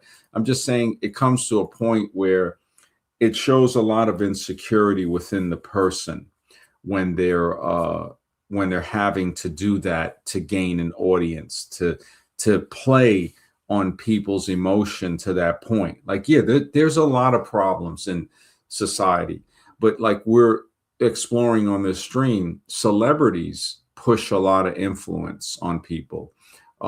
Back in the 2000, I mean, look at the Dixie Chicks when they took a stance against the other guy, Toby Maguire, who oddly enough passed, right? And he was trying to play the patriotic. Most of these Toby people, Maguire passed? yeah. I didn't even know that. I'm sorry to interrupt you, but that's Here, let kind of me type it shocking. in. Let me see. Toby Maguire. That was a little shocking for me. Yeah, He's I a young heard it a guy. while ago. Oh no, not I'm sorry. Not Maguire. What's his name? He's a singer, Toby something. Toby Keith? Toby Keith. Yes. Yeah. Oh, okay. Country singer. Yeah. Okay. Yeah. My apology for that. Oh, okay. I was gonna say I Uh, was shocked. Quick I think resume.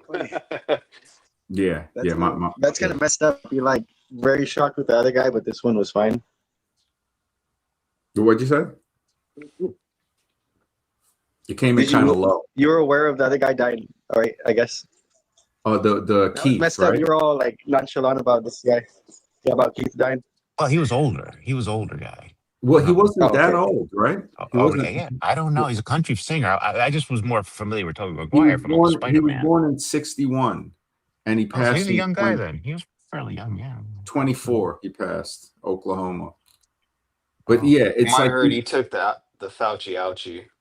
he could have. You know who was like in his 70s or maybe even almost hitting 80 that took the Fauch was he was a singer that actually had a few hits from the 70s, Gordon Lightfoot. Oh, yeah, I know him. He had good Yeah, songs. he had some catchy tunes. If you could read my mind. Yeah, if you could read my mind, yeah, some definitely. And he was pushing it like, oh, you know, you should get it done. And the next thing you know, he had to cancel his tour. Next thing you know, he was done. Mm. And who else pushed it was the young kid that played on Eight Is Enough. You know, and it's one thing if somebody wants to do that. And again, this is good because this is, you know, right in line with the stream in saying that, celebrities, the power they have. The young kid from Eight is Enough, Adam something. I think the character's name was Adam, maybe in He the died, right? He died. yeah, he died, and that was after he did the thing. Mm, He did the potion, and and he was shaming people like, oh, if you don't believe in science and this, and it's like, what? It's like, come on, man. It's like, I mean, there was a guy that I met, and it's just really sad when I see people just push that on people. yeah. It's so zombie. It is so zombie. And look at Dolly Parton. Oh, Dolly Parton sang a song about it, and come to find out, she's got, like, I think, some type of stock in one of the companies. I don't Yeah, know. just a total, and she's suspect as well. On other stuff, so all of those people that push that, to me, when I looked at that, that is telling people, like, look, never listen to a celebrity's advice, because they're not themselves. Mhm. Look at the whole Diddy thing, and now the stuff with Justin Bieber and stuff holds a little more credibility. Maybe he was strapped down and had the thing happen where he was screaming. And you look at him now, he looks like he's been through drug rehab or something. Maybe he has nightmares about it. But I mean, this whole rap thing and music thing, man. I mean, even in the 80s with the rock bands, they had the rock guys dressing up like chicks. Yep. Yep. The hair bands, the tight, I mean, beyond tight pants. It's like spandex. I mean, what group was it? Yeah, Poison. there's a song Mhm. called "Dude Looks Like a Lady." What you say? Wasn't there a song called "Dude Looks Like a Lady"? That's Yes, Aerosmith. Aerosmith. Yep. Even And Kiss, with those high heels. Remember they wore those mhm. big high heels on And he's stage. sus, Twisted right? Sister. Oh, Twisted yeah, Soul. there you go. Forget Yeah. it, man. Twisted Sister. Uh Aerosmith, he's sus. Dude looks like a lady. Poison. If you ever saw the cover of Look at What the Cat Dragged In, all of them they got so much makeup on. They look like women. It's like the four of them on the I remember seeing it on the cassette cover. Brett Michaels and all of them. I'm talking, just, it looked like four chicks, Yeah. just, I mean, it was ridiculous, man. It was ridiculous. And people were all on that. Even Motley Crue, man, dressing up like some type of, I mean, the name Motley Crue is like a raggedy crew. I think that's Yeah. what, yeah, So again, promoting degeneracy. And I can understand why families were like, look, I don't want you listening to that, because, I tried to mention to somebody about the some of the song names and stuff. Oh, I just seen some of the comments, man. Hey, what's up, Mark? Good to see you, man. Yeah, Keith, thank you, Ray Patterson, for that. Yeah, hate is a spiritual disease. It's a disease, bro. Thank you, responsive curve. Yeah, man. It just, and Alexis, yeah, you're right, man. I don't think, I don't think he's celebrity level, but he's like hate celebrity, kind of like that girl Lily that just got, people called her out and stuff. Maybe just a rumor. Trump's son is friends with. I wouldn't put it past them, Dunham. I wouldn't put it past them, bro. It's just Kiss. Oh man, if Kiss is so drag, it's ridiculous, man. With the heels and all of that stuff, man. Yeah, the women will shame young. Yep, the younger women. Yep, exactly, man. Yeah, and it really, it really is, man. This is why I'm trying to stay within the guidelines. Slayer, another one. Yep. Prince. You didn't mention Prince. Oh yeah, Prince. Yeah, definitely. I mean, he just, it's everywhere, bro. And tutus. Yeah. It just let me see. It was probably against God, like mom always said, man. I tell you, man, and it's not to say the religious, but promoting, yeah, man, back in the 80s, but I think it was even earlier, like those Christian families that were against the Elvis Presley stuff, they might seem crazy, but they had a point because it opened the door to certain things. In the 70s and 80s, AC/DC had a song called Dirty White Boy. Now, why would somebody go around singing that, saying they're a dirty white boy? Because that was the hook line, that he would sing. And he's that to me, that's why would you want to be looked at as like that? And I remember having, guys listening to Back in Black and stuff like that. It had a good beat. But then when you look at the guy, Angus Young, is it, that dresses like the little schoolboy on stage playing for AC/DC with the shorts and the guitar. I don't know if you guys know AC/DC, the band. Yeah. I know. Yeah. I like the Way music. to hell. Me too. I love their music. I mean, they had good stuff Back in Black. Yeah, I ain't gonna lie. I would listen to Back in Black. I would listen to, some of it. But then again, when I think about it now, and I'm like, what the heck was wrong with me? It just, it just, it makes me, Hell's Bells, Highway to Hell, it just, why? I start to realize, I used to hang out in my friend's basement and, we'd be dubing it out and stuff, listening to Judas Priest, some heads are gonna roll, breaking the law. And then you find out that guy was straight, Closet City, right? The lead singer. We never knew back then. And we were, Turbo Lover. Now I know the meaning of, I'm your Turbo Lover, Sure, yeah. And my friend had the albums. We'd listen to Led Zepp, but Black Sabbath, which actually was pretty cool. I kind of liked War Pigs and Fairies Wear Boots and Sweet Leaf. That was Remember, in the 80s, we had that English invasion. All those groups from England, they were major sus. All those, yeah. No, they 80s, definitely pop stars. Yeah. Oh yeah. Even the 70s and 60s. Look at Mick Jagger, bro, dancing around with in some of those videos, bro. It just, some of the songs, they were catchy, bro. But when he was like, what's that song? He's jumping around. I'm so hot for her, she's so cold. And he's jumping around like a little, just who knows, and then him and David Bowie, singing Dancing in the Streets, straight 100%. And I want to just add to this, to circle it back around to what you said earlier. Like, you could be the best of the best at whatever field you're in, but if you're not in the exclusive circle and what is it called, spouting the narrative that they want to push, then you're not going to have any spotlight. Like, and if you want to get any favor with them, because you can get spotlight on your own, but with the mainstream media, I just don't think it's good. Like, literally, that's like you wanting to have the attention of all the zombies. Like, why would you want that? Yeah. And you're not going to get it, like you said. You're not going to get mainstream unless you get let in. You can get big, but only to a certain point. You're absolutely I question right. if they even wrote the song, to be honest with you. I wouldn't surprise if it came from another source.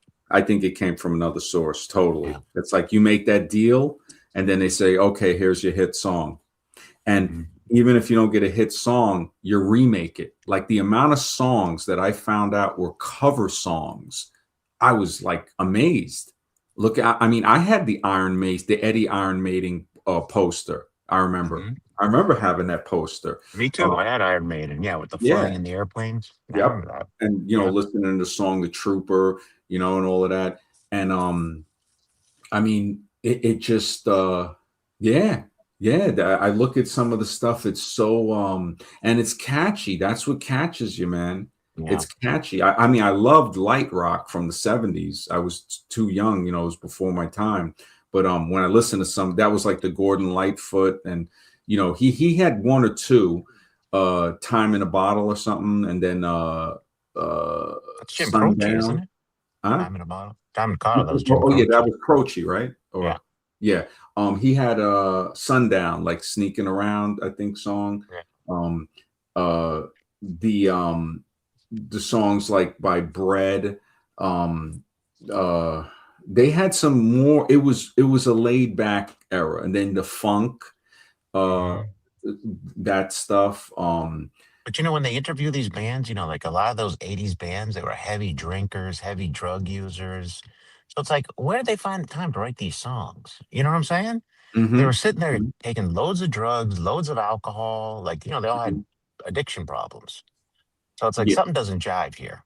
You know what I But a mean? lot of them, they all talk about the demonic influence they have, that Yeah. power. I mean, just look at Led Zeppelin. I mean, and I love Led Zeppelin, dude. yeah. But Um, like, you know, Jimmy Page, I mean, he was huge into the occult. He lived in Aleister Crowley's house. He There bought you his go. mansion. yeah. I mean, we used to love Led Zepp. I mean, I remember listening to Physical Graffiti and Led Zeppelin 3, Led Zeppelin, I mean, 2, that was a good one. I mean, some of the songs were just, but I wonder, like Mr. X is saying, maybe they didn't write it. Maybe there was some other influence. Like, I mean, look at Stairway to Heaven. She's buying her Stairway to Heaven, the Stairway to Heaven, and the Heartbreaker, and Cashmere. You know, I mean, Cashmere is like, I mean, you wonder, like, what a band that I liked. A guy introduced me, an old friend, Vinny. He introduced me to Rush. Tom Sawyer was a wicked song, man.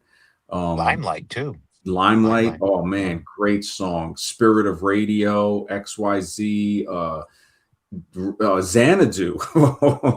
Rush was heavy, and they were a Canadian band. I Mhm. loved rock and roll, man. I still have an addiction to it. But yeah, why though? What's up, brother? He said, "MD, you're brutal." I'm glad you saw. Why though is on. You are on, bro. You are on point. I put it up there.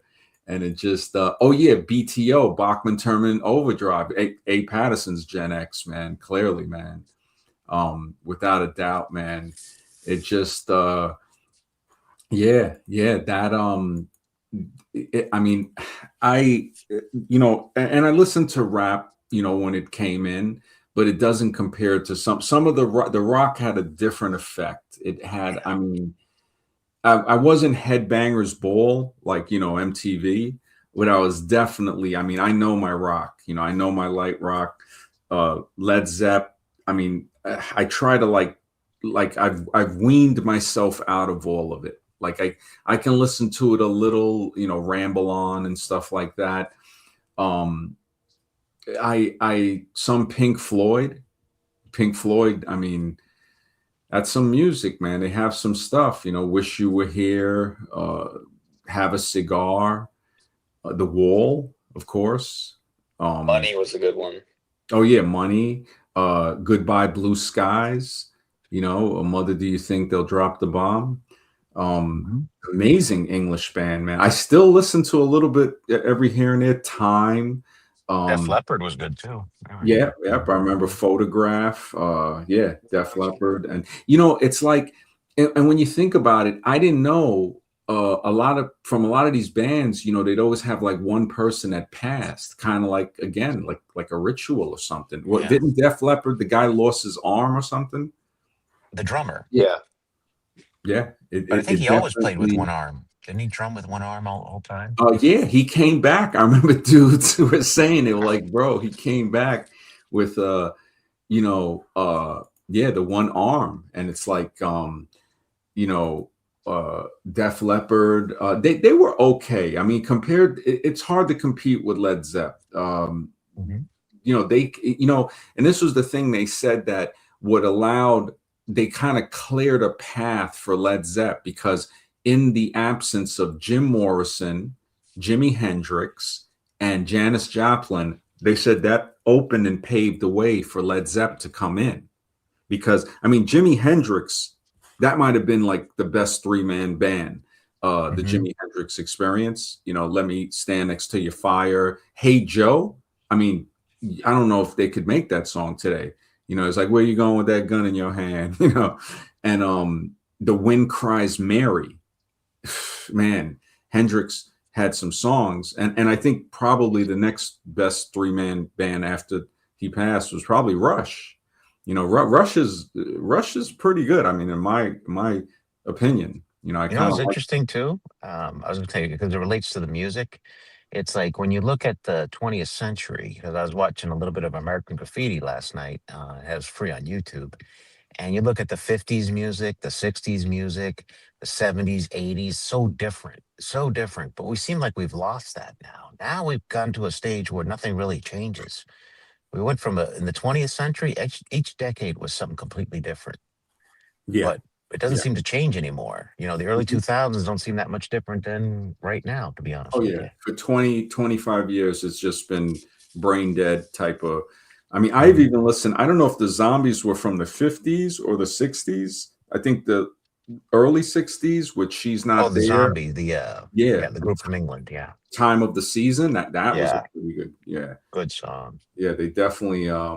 So I definitely like. You know, I looked through some of that, and I was like, man, they got some good hits. Um, you know, Girls Just Want to Have Fun by Cyndi Lauper. That's a cover song that was sang by a guy, I think 10 years earlier with it with Mm. like an acoustic, you know. Um, uh, Nothing Compares to You by Sinead O'Connor Oh, yeah, the bald head. Yeah. was that's a cover song that was written by Prince actually. Anybody can look it up and you know see the Prince wrote that. He also wrote "I Feel for You" for Shaka Khan. Um, Prince wrote a lot of stuff. I mean, it just yeah. When I think about it, those songs, like you said, I think they come from more than just what we think they come from. Man, Yeah. I really do. It just also the Zombies. Yeah, they were mid 60s, man. Thanks, man. Yeah, the Who. Yeah, the Who. Well, Rob Ryan. I remember Spinal Tap with Fran Dresser in there. Um, uh, Pinball Wizard. I remember that song. Yeah. yeah, the Who. You know, they were okay. I mean, the Guess Who. You know, American Woman. Um, I think it was what ELO that sang "Evil Woman." Yeah. Um, Electric Light Orchestra. yeah, Hmm. they sang that. They had some good songs. I like ELO. Yeah, Supertramp, the Logical Song was Oh, pretty yeah. good. Peter Frampton, Show Me the Way, you know, Hmm. and yeah, yeah, It's a good one. yeah, definitely. I mean, those songs would make me feel good. You know, my older siblings, that's how I knew so much about older songs older than my day. The disco era, you know, I remember hearing a lot of, you know, it was happy music, you know. Yeah. The funk music, the Casey and the Sunshine Band, and You could actually dance to that kind of music. oh yeah, you can Today's Casey. music, you can't dance to it. Oh yeah, yeah, exactly. Yeah. I mean, Casey and the Sunshine Band that was grooving, chic, Oh, yeah. good times, and you know some of their other jams. Definitely, they had some classy stuff, chic, which Mhm. their good times was the musical background for the first commercial hip hop song, which was Rapper's Delight, which Yep. was Sugar Hill Gang and Sugar Hotel, Hill. motel, Holiday Inn, Yep, yeah, and all that. Sugar Hill is downtown Manhattan by the Manhattan Bridge and Brooklyn Bridge. That's like the big drug area. So that Sugar Hill, that's when they made that movie with Wesley Snipes, Sugar Hill. So the Sugar Hill Oh, yeah. Gang.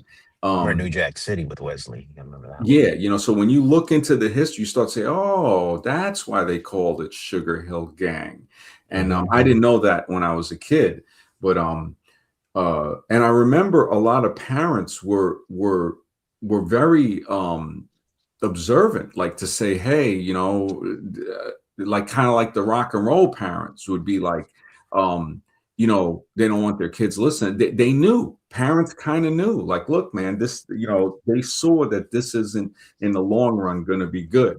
And until I got older, that's when I started to say, like, yeah, a lot of the rap was more like bravado type of stuff of bragging and all of this stuff. And then I mean, the rap and then the rock was more of it gave like a rebellious, uh, I don't want to say grungy because that was more for the 90s, but you know, the guys would have the Harley Davidson. I remember kids in high school with the you know, and junior high with the wallet with the chain, the Harley Davidson wallet. And parents want you to be more clean cut because, you know, they want their kids to, you know, have a career or something, which we were rebellious, but Yeah. yeah, I'm happy. I mean, Gen X, I scribe as late Gen X. We're like mid Gen X, you, me, and uh, A. Patterson and a few others. I think, I don't know if Vigilance, if you're late Gen X or like early millennial. I'm a Zoomer in the mid Oh, okay. 90s. Okay. Yeah, but you know a lot about the old music though. Oh yeah, yeah. I grew up with it. My dad, both my parents, they were Gen X. So Yeah. all I listened to growing up was like old school rock music. Oh, so you But know. Yeah. 70s, 80s, oh yeah. Gotta throw Scorpions out there too, man. Oh yeah, man. Still loving you and and what was the other one? Rock You Like a Hurricane. Yeah. Shit. Dio. Ronnie James Dio, man. The last in line. Yeah. Rainbow in the Oh, Dark. oh yeah, man. He definitely, yeah, Slick Rick knows, man. Heat Waves, Ohio Player. Yeah, man. Yeah, Enjoy the Silence. That's probably the best song that I think Depeche Mode ever sang. Yeah, that was I remember I was seeing a chick, man. She was into KMFDM, which is, you know, against Depeche Mode. It's like Kill MF Depeche Mode or something like that. And she was like industrial, like into like Skinny Puppy and stuff, shit that I never really heard of. Or a skinny puppy. Yeah, yeah, yeah. I was like, wow, because she was a cool chick, but you know, definitely, yeah. I gotta remember not to use any profanity. But You could yeah, almost, you could see why, you could almost see why people like would kind of, give a pass to all like the sus stuff of like the 80s kind of bands and 70s. It's just like, man, that music's so damn good though. oh yeah. You know, Jump was made. David Lee was saying that they were driving through, I think, Southern Cali, and a guy was gonna jump off a building, and that's where the song came from. It's like, you know, he was like, might as well jump, jump, you know. So it was actually made from that type of thing, you know. And they, you know, before that, if you look at the 77 or something album cover of Van Halen, I mean, they were heavy metal. Like it was Running with the Devil, right? Yeah. Ain't Talking About Love. And then it turned into 1984 was their main album. And then when they got Sammy Hagar, I remember we weren't calling it Van Halen anymore. We were calling it Van Hagar, you know. Oh yeah. And you know, because then it turned into like Cuck City, you know, with you know, When Love Comes Walking In, and you know, What's Love Got to Do with It and stuff. Or no, what was it? When Love Comes Walking In, Dreams. Kind of like, I think it was getting more to what they were saying, corporate rock, because that's what they tried to Yeah. call Journey. They said Journey was corporate rock. Well, they say Um, Sony bought out all the record labels, and that's how it became corporatized. I saw a documentary about that. It's called "When the mm, Music Died." It was on PBS. oh, And it was because of that's what they Sony. called it. Yeah. Oh, because when I saw Heavy Metal, that was like one of the best cartoon movies I ever saw, man. I was like, that got me into animation. I said, this is amazing. And Journey was Open Arms was one of the songs in there. Oh, they were a good band. Journey was Oh a yeah, great band. yeah, Yeah. Open Arms. Yeah, they were good. Uh, uh, I Can't Drive 55 by Sammy. That's when Sammy Hagar was by, you know, himself, standing alone. Um, it actually had some pretty, Don Felder actually had some good song. All of You, in Heavy Metal, the cartoon movie, and I think it was 80 or 81. I was like a child, and my sister and her boyfriend, they that was at the time that you could take a kid to go to a R movie, you know, once you had somebody 17 or older. And Yeah. We used yeah, to sneak in. That's what we yeah, did. oh yeah, people were smoking in the Porkies, theater. you know. Yeah, I mean, I was just a kid, and I was so amazed. I'm seeing, you know, breast and, you know, all of this stuff on the screen. I was like, holy smokes, this is Yeah. great. That's how we snuck in. Yeah. Yeah, man. Yeah, definitely. And then the music and all of that, man. That was the influence of that was just yeah, Styx, Come Sail Away. Yeah, they had some good stuff too. Ragamuffin, good to see you, brother. Always, yeah, man. It's yeah, it just Slick Rick is off the handle with some of the stuff, bro. He is off the handle, bro. It just yeah, I think about those I still think of like with A. Patterson, yeah, with Rob Reiner, the stuff that just happened with him the other day. They say it's kind of ritualistic, Hmm. Yeah, it's so crazy because I remember my parents, watching All in the Family. It just that song, when you think about From All in the Family, those were the days, Hmm. um, it really, you think about it like, wow, it just Norman Lear, he was really showing a side of America that people may not have wanted to see with All in the Family, the Jeffersons, Good Times. Like you were saying, Cabrini Green, that's like one of the worst projects, I think, in Chicago, right? Yeah, and that's where the Jefferson, not the Jeffersons. And I remember Good a friend of times, mine, good times. this a friend of mine, this black guy, he was saying that he goes, he never liked, I never thought about it until he told me. And he goes, yeah, he goes, you think about when they're singing the good time songs, temporary layoff, good time. No, Yeah, easy credit ripoffs. Yeah, I yeah, remember he's like, that. why would that be a good time, I know. And I was just like, yeah, I was like, because I think he was born in Queens, but he grew up in Harlem, and Mhm. I never really was more Manhattan, Queens, because I was born in Brooklyn, and it just I saw the separation, how the boroughs kept people separated, because where I lived in Brooklyn was like, it was still ghetto, but it was more like an Italian and Jewish neighborhood. And then it was, a lot of Puerto Rican neighborhoods. And then if you go up more, we weren't like too close to Brownsville, but all the neighborhoods kind of leaked off and over. And then thank goodness we moved to a little bit of a better area.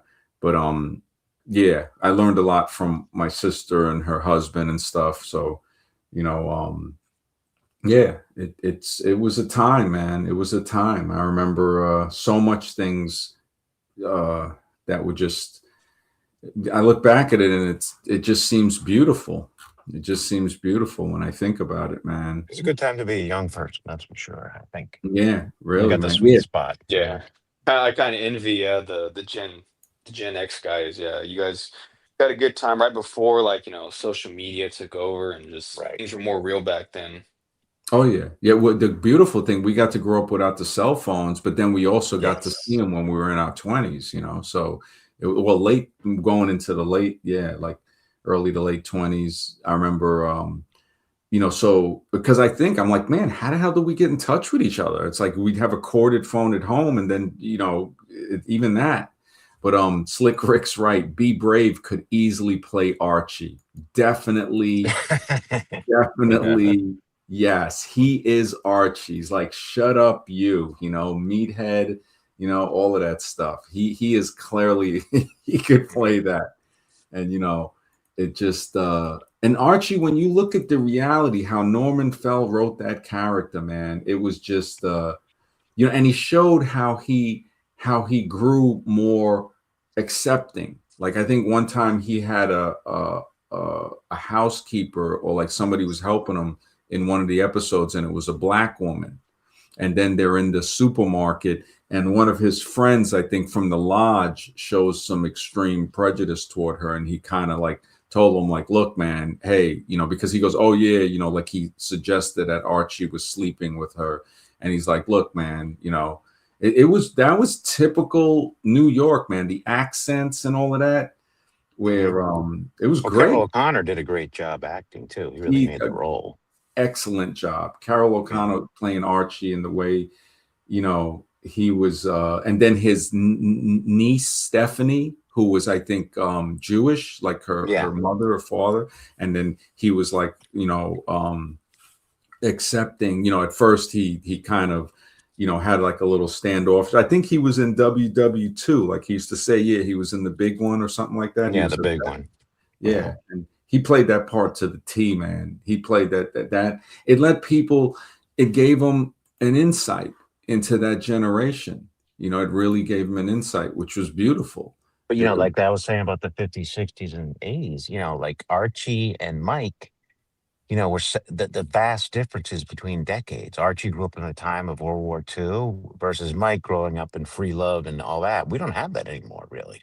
yeah, yeah. And Mike was a liberal, Yeah. and Archie was, conservative, and it was like, and Edith Hmm. was just beautiful, man. Edith Bunker used to remind me of how my mother was, and it was just a beautiful thing. I remember Hmm. taking her to the doctors and stuff, and I would tell them, you ever see All in the Family? I said, my mom was just such a beautiful person, just a nice, loving, accepting. How Edith was always, just happy, and it didn't matter who, how if a person, whatever their ethnicity was, she was just a loving person.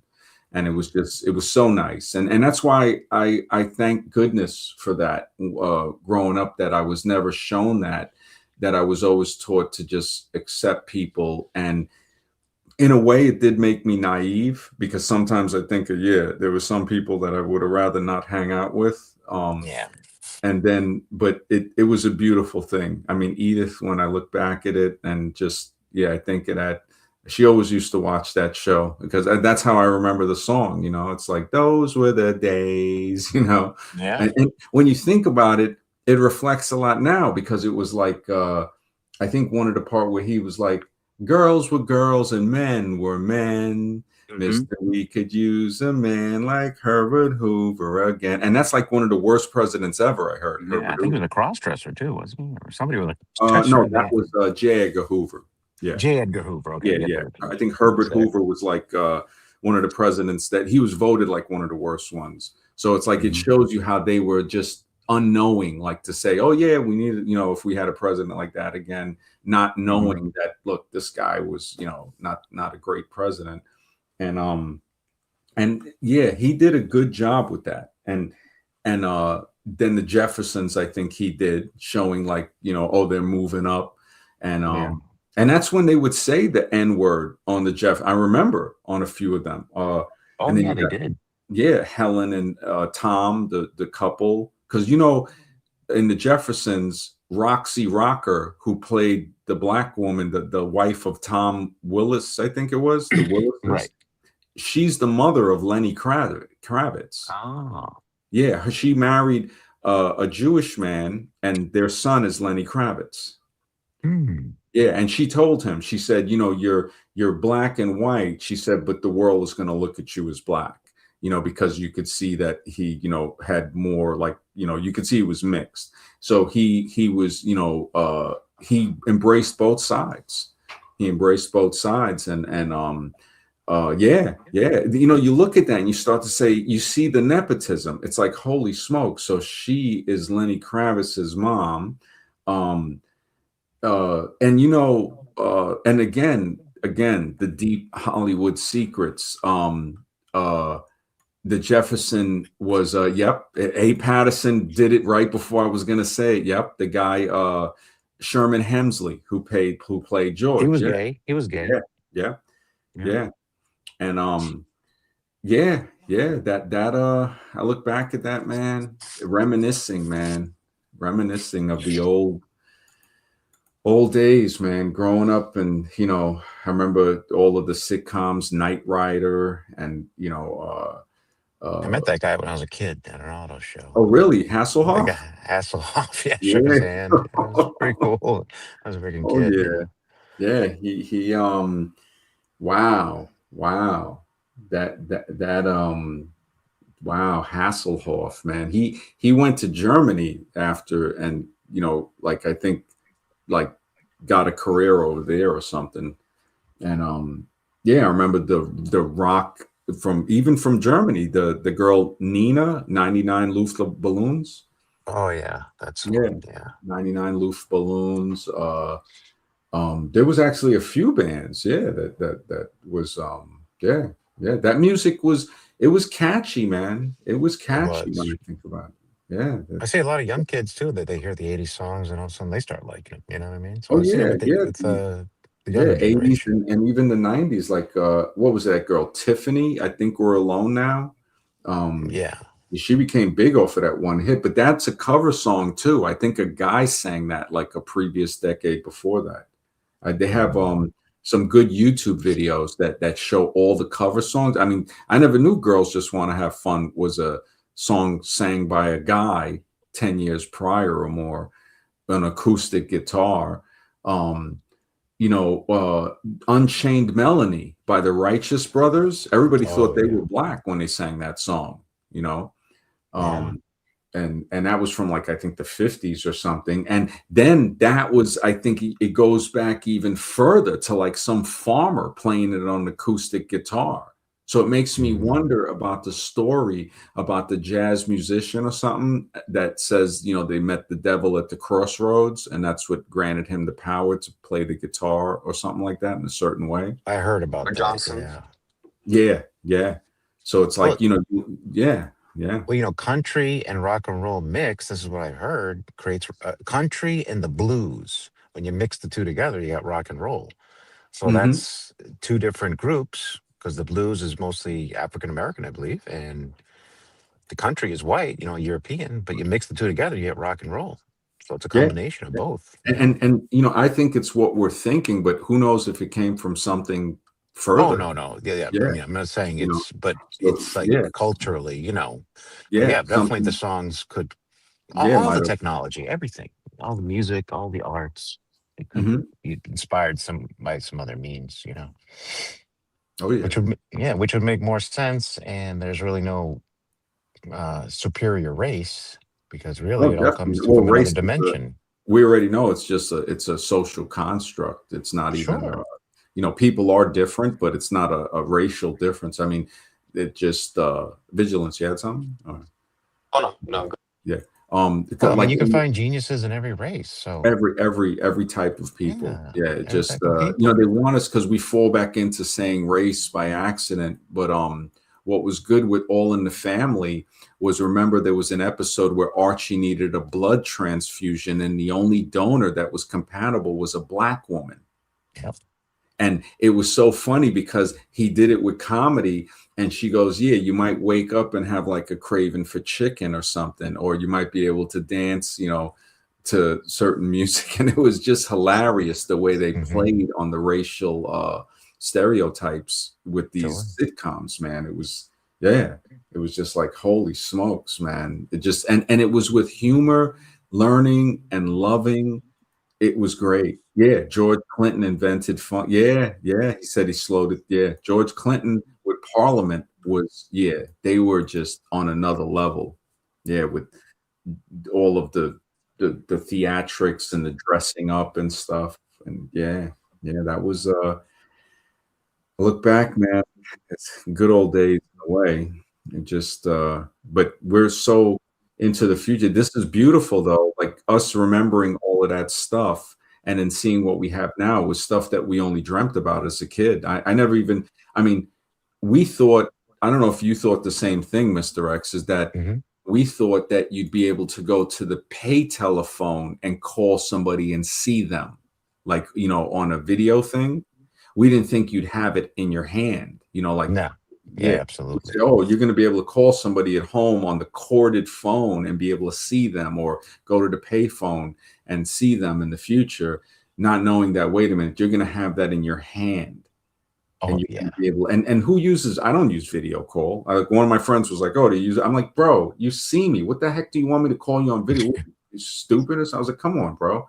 So Well, my what? daughter asks me all the time, like, how did you do it? How did you live without a cell phone? It's like we didn't know it existed. That's Oh, why. we We had lived. no clue. Yeah, we lived beautifully. We lived happy without a cell phone. We lived great.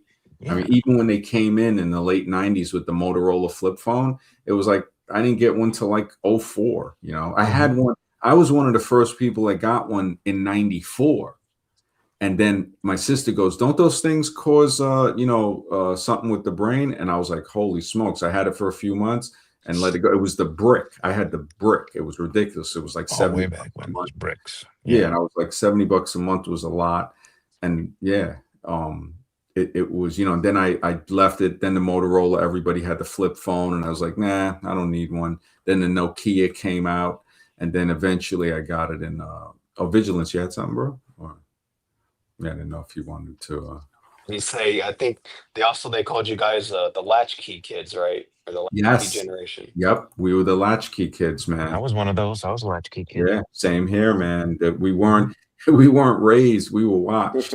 When we weren't.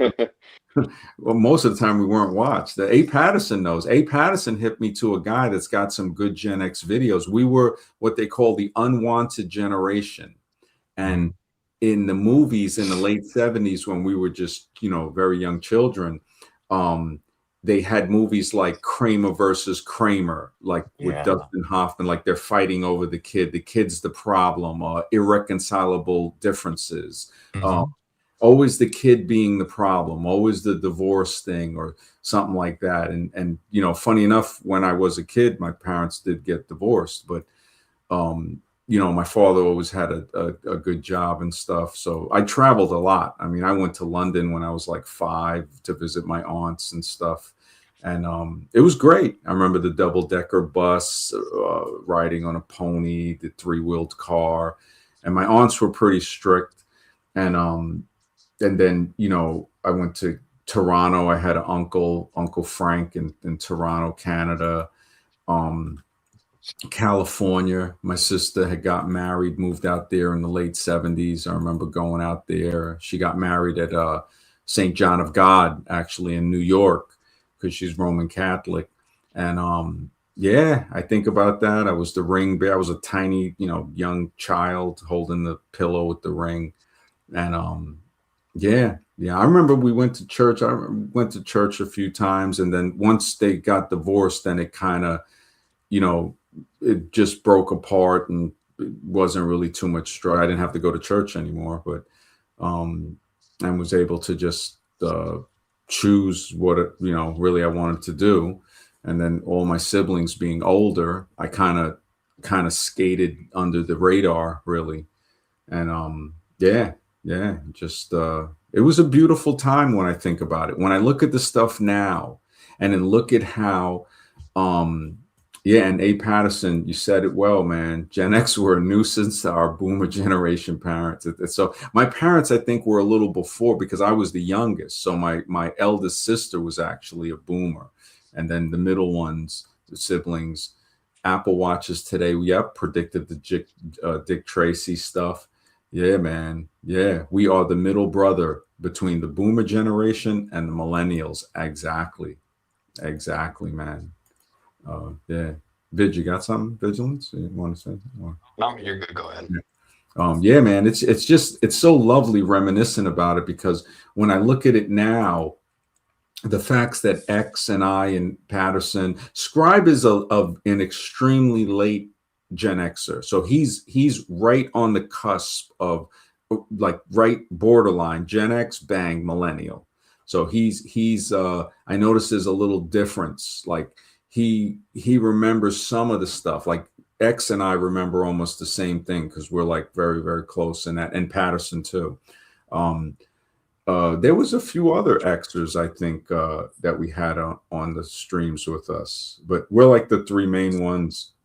But yeah, it was beautiful, man. When I even though we were latchkey kids and kind of, things were tough, the inflation of the 80s, I remember consumers distributing. They used to have the catalog and, I remember having a little Coleco football handheld thing. Oh, I had one of those too. I love that Yeah. game.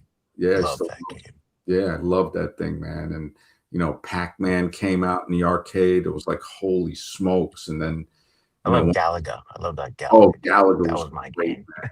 Galaga was really good, man. I really, and then eventually I remember once I hit 14, I was working in the supermarket and then, yeah. I And worked then, at a hotel. I worked at a hotel. yeah, and then, you grow up and yeah, you just start to be like, oh, this is what it's about. But it was a real, yeah, Scribe's I guess it would be called zillennials. Yeah. He's like right on the borderline. And then yeah, definitely those were the days, man. I guess that's our all in the family type of thing, you know. Those were Mhm. the days. Just a great Donkey Kong, yeah, man. That was a cool one. And Dig Dig Dug. Dug. Centipede. Remember Centipede? Yeah, Centipede. Oh my goodness. Centipede was great. And then Millipede. I remember that came out afterwards, but Mhm. Centipede was the original. That and Defender. Steroids. Yeah. Oh, Defender and Stargate Defender. That was a good one. I remember. That Mhm. was more toward the And Mortal Kombat that came out. That yeah, was the shit. The yeah, like karate one. mid 80s. Because I remember Mhm. Contra. yeah, what you say? Bitch? Contra. Oh, That Contra? one. Yeah, yeah. Yeah, for The two Nintendo. soldiers. Oh yeah, Yeah. Contra was excellent, man. And then Super Contra, when Super C came out, I remember for I think it was Super Nintendo, because Contra they had on regular Nintendo, and then yeah, Super C, and I was coming into like that. That was borderline like 80s going into 90s, I think. Yeah, yeah, that was great, man. And Zelda and man, I think about the simpleness, man. It was just really cool. It was really good, man. It just, but yeah, man, it's always Berserker. Yes, Berserker was cool. It's like, yes, it was like kill the intruder. You know, it was like the robot voice and stuff chasing yeah, the ball chasing you and stuff. And Battle Zone, which was a hard one to play. Asteroids was, yeah, I remember Asteroids and Asteroids Deluxe. Yeah, that was man.